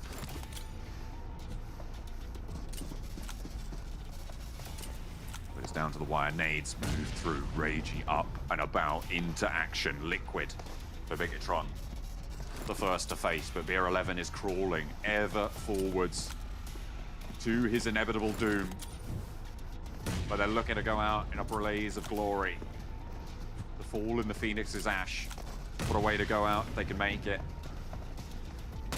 Ragey breaks out wide. There's the spray. Liquid does go down, and Ragey's low. I think he knows where this position is, and he has the inside track on the circle. Beer 11 for FaZe. This guy has been through it. The ringer has not been kind to them. He breaks out into the open ground. He gets the peek. Ragey hits the deck. They know each other's position, and he gets the spray. Beer 11 wants to seal the deal for FaZe, but they cannot make it. They will fall short, no matter if he lands this spray or not. It might be good for the ego, but it won't be good for the totals. It won't see them safe. There's the Molotov that will force the fight to occur. Ooh, not quite long enough there. The flank, Ragey peeks out and takes Beer 11 low. Sealed away. There's the first aid, and I don't know if Ragey has healing on board. That's the final one for Beer 11. Might have been a nade come out from Ragey there, I'm not sure. DP in hand, scary and accurate, to be honest with you. But Ragey still has to move, and Beer 11 can bide his time. A sad end to a story for Beer, brought into the tournament a little bit too late, in my opinion, considering how good this guy has been for the team. A phenomenal player, a phenomenal standard of play that we've seen from FaZe, but a little too late, unfortunately, for them to be able to make it in. Ragey breaks out, and Beer 11 lands a shot that takes damage in response. Ragey spraying around the corner. His bullets are going to run low, but Beer 11's low as well. Trapped between the blue, and now Ragey has the tempo. Beer breaks out, and he makes it happen. FaZe take the chicken dinner, but it is not enough. They will finish 17th on the precipice of qualifying for those finals with more points than we thought this bubble could ever be. They will fall short, but what a way to finish for FaZe. An unfortunate finish and a story that could have gone so differently. And you're right, John. Honestly, for Beer 11 and FaZe, the Phoenix burns brightest just before it falls. And to the ashes they go, and hopefully they will come back next PMGC. But realistically, it was not enough, like you said. And I am happy to see our top 16. I am actually pleased with our top 16, but it couldn't have been closer for Nova. I really do think that Nova needs to step things up, but a sad day for FaZe fans. Absolutely. Maybe stubbornness for Nova, not allowing them to leave positions where it's not favorable, to get into these sticky spots where you know you're going to go down. Honestly, this circle, it's so cruel, but that's what happens when you leave it to the last moment. These things happen. This is PUBG Mobile. There is volatility, and if you're FaZe, if you haven't had those performances earlier on, you can't really blame it all on the circle, because every single game gets you those points. It could have been any other one, but no, it was this one that they needed, and it was this one that they weren't able to make it happen on. The question to me, John, is where was this FaZe earlier? Why does it take desperation and the final moments of a tournament to create a chicken dinner? They obviously had it in them, so where was it? And I think for Beer 11, as well as Tony K, they have really stepped up here. And not to say that Vintoras and MR5 aren't good, but there was a clear disparity between the two duos. And 3 chicken dinners for FaZe as well. Overall, they've had some great games in these Super Weekends, but they just weren't consistent enough. Commiserations to FaZe, but they still get that consolation prize of the final chicken dinner. Well, Nova must have been sweating bullets there towards the end. But obviously, as the players in the lobby did drop, FaZe's chances disappeared as well. Just Cap and Maximan and Professor Tarzan to break down this last match. And as you heard, John and Blank talking, where has this FaZe been? Yeah. We don't know. I mean, we got to see some glimpses in this team that can really dominate the entire lobby, but it comes down to your whole performance in the entire event. It can't just be that one last match to determine if you get in or not. Yeah, I think I'm not the only one that's going to be thinking this, but the potential of the FaZe comp is huge. There's so much potential for this team to perform in this tournament, but I think that this being also their first time playing at this stage, as this new roster, then of course with the additions of all these new talented players, has been rough on them, and they've been trying to adapt as much as possible. They've been able to have some success from time to time, but it just didn't quite cut it, unfortunately. And these circles, as John and Blank were mentioning, were rough. It was some of the hardest circle shifts every time away from them. Of course, that should not be the excuse. You got to try and make up for it. And there were some good ideas in mind for them to make it work out. But as the player count went lower and lower and lower, their chances to get enough eliminations plus a chicken dinner to potentially contest the position of Nova was just going to be thrown out of the window. It was a close call, but unfortunately, not quite able to get themselves enough eliminations at the end there. It's really bittersweet, Riley. We know that off that chicken dinner, they went through so much in that game when it comes to the macro. They've got cryptics dropping on them again after, like Sanhok, a little bit of targets drop. And then for rivals, they've never done that. They want to join the party. They escaped from that. They went for the botation. They got the boat taken away, but then they tried to think flexible. They went back to Fairy Pier and they actually got the full team up. It was just off that phase 4 when they decided to just go straight in instead of making it a wide rotation to use a sudden approach. That is where they lost the chance, but I do believe there's so much more that could have been done before. And being 11, that last guy who got that chicken in, I wish he had more playtime. He really earned that spot. Well, you can see our 16 teams that will be participating. Imperium probably going to be, well, also sweating bullets as DRS just barely stay in this one. 1 point from 16th place, 13 points from being, well, I guess technically, yeah, 13 points from being knocked out because of the tiebreakers and how they would work out. But at least 4 Rivals weren't the only team who didn't get a chicken dinner.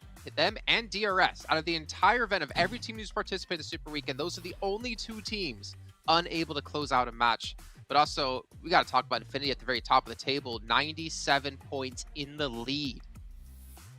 How do you hold on such a huge lead over the course of 45 games, Jason? That is nutty from Infinity. This is talking about Star Wars, or very close competition from time to time, but not close enough to overtake that position of Infinity. And I hope I'm not the only one saying this, but Infinity, seeing how consistent, how strong, how dominant this team has been throughout the entirety of this league stage, are looked at as one of the clear favorites going into not only the league finals, hopefully, also the finals that will be happening in January if they do make it that far, because Infinity have to be the strongest team in the lobby by how they played so far. No one is even close. Yeah, every single Super Weekend, they're averaging more than 10 points per game. So here's the thing, of course, they get to have this pleasant view of them up the top. And maybe that is what they need to play to feel good, then they can play well. But that we can't rely on that anymore. We start from 0 in a few days' time, so that will be the thing that I'm going to look out for. What if they started with a little bit of a hiccup? That will be the challenge there. Well, looking, I mean, at this list, right? If you're outside of top 9, you better step up going into the finals. You have to be top 9 at the end of those 3 days if you want to make it into the grand finals. Where only 9 teams will qualify from me, 6 teams from West, and 1 team invited from India. And if you're a team that's towards the bottom of the table when it comes to that top 9, you better keep playing this well, and if anything, improve on that one. Another team that seems relatively safe right now is the Infinity, but I don't want to imagine this, but I feel like there's a chance they might show up in the finals, in the finals, and pull off what they did in the very first week of league play, where they placed 15th. Yeah, that is a possibility, and you must never really forget about that. Infinity were playing as good as they could throughout the entirety of the tournament, as also mentioned by Tarzan. They're able to hold on to an average above 10 points. I think they might be towards 11, 12 actually. Every single game over 45 games.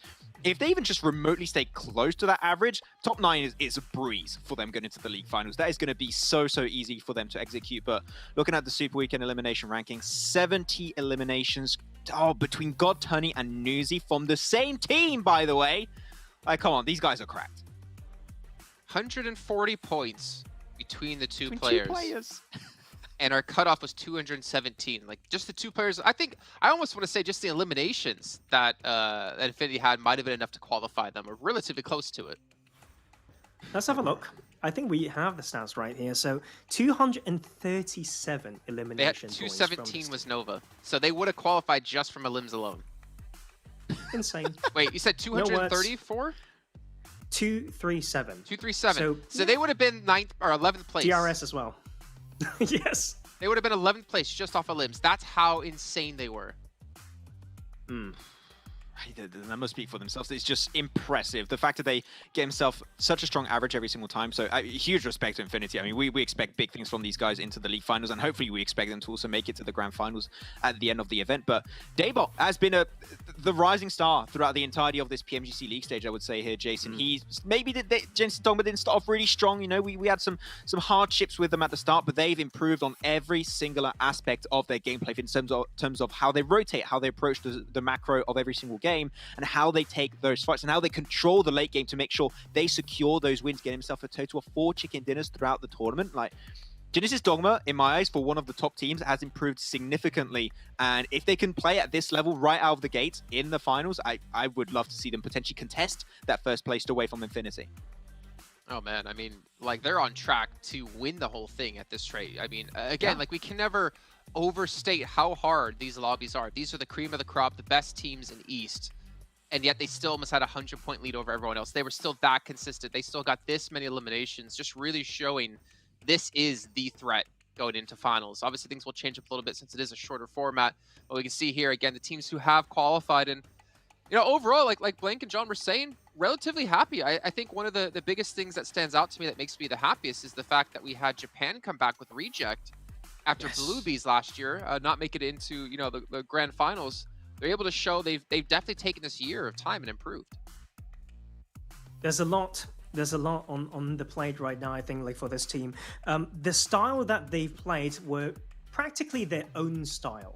So against some of these other teams who actually have grown in a different way, Rejects just refined the way that they play. And of course, we always lean into saying that Miramar is the huge map for them, but I don't think is the case kind of anymore. They are just unique in their way. But when we look at how those points came in, is a lot of the early weeks that they have excelled, and maybe they warm up a bit quicker. So they still need to find a way to, you know, grow even quicker if they want to be in those top 9 positions. Yeah, and obviously with some time off now, I think with 2 days before we even get into those. Is it 2 days or technically 3 days? I mean, we come back on the 22nd, for the 22nd, 23rd, and 24th. So 2 days off to really refine anything they possibly can.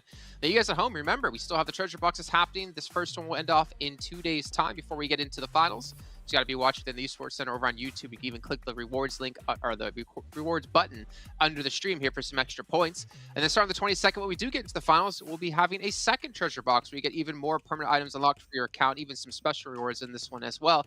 And if this kind of maybe tickled your fancy for being competitive and wanted to give things a go, we have the PMGC community tournament happening with Game TV. It's open to everyone out there. You just got to go register to play, and you get PMGC tokens and even potentially some Google Play cards. So make sure to check that out if you guys want to give it a go. And maybe we'll be seeing you next year at PMGC. Maybe Maxman will be cursing your team, or maybe giving his blessing. Depends on if you follow him or not over on Instagram and Twitter. Is that right, Max?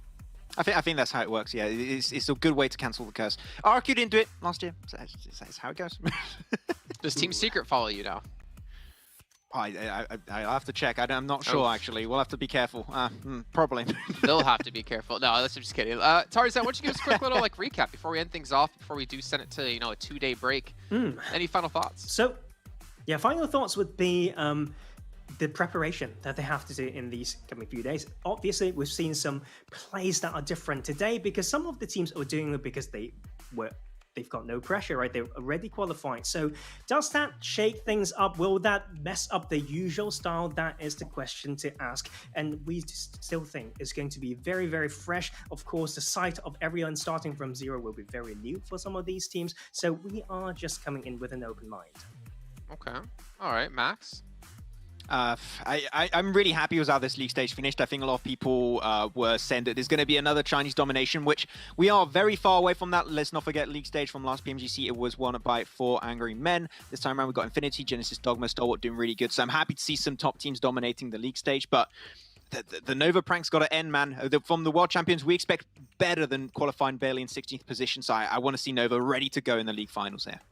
Yeah, and even looking over into West, I mean, after this show, they'll be kicking off their final day of Super Weekend as well. And, you know, looking down the list here, you do have a 4-point difference between 16th and 17th place. Mad Bulls, team we got to cover, Max, recently, like, kind of at the bottom of the table, but there is a chance. Eastern Star is down there as well. Xset, unfortunately, they qualified in the last Super Weekend, but there's no chance for them to make it. We'll be interested to see who's going to come out on top. They do currently have a lead of 6 points between Rise Esports and Alpha 7. Not quite like the domination we're seeing out of Infinity, but you know what? They got time, and they'll have time to see if they can do so in the Grand Finals kicking off in January. But ladies and gentlemen, thank you again so much for tuning in. Remember, 2-day hiatus. We'll be back on the 22nd to kick off our finals here at PMGC 2021 East League, and we'll see you guys then.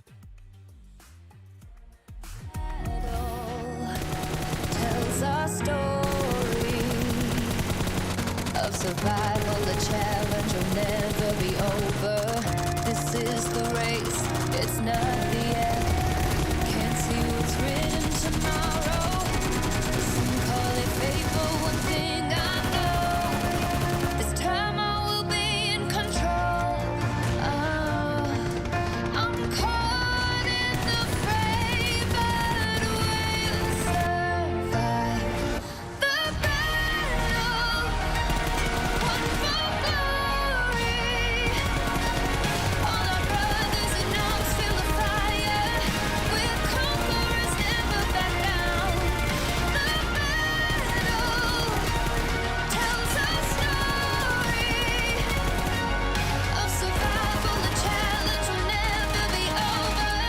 This is the race, it's not the end game. You've got to believe you can win. The world, it won't give you the time. It's now or never. We pick our arms for the battle. It's time to hunt, and one thing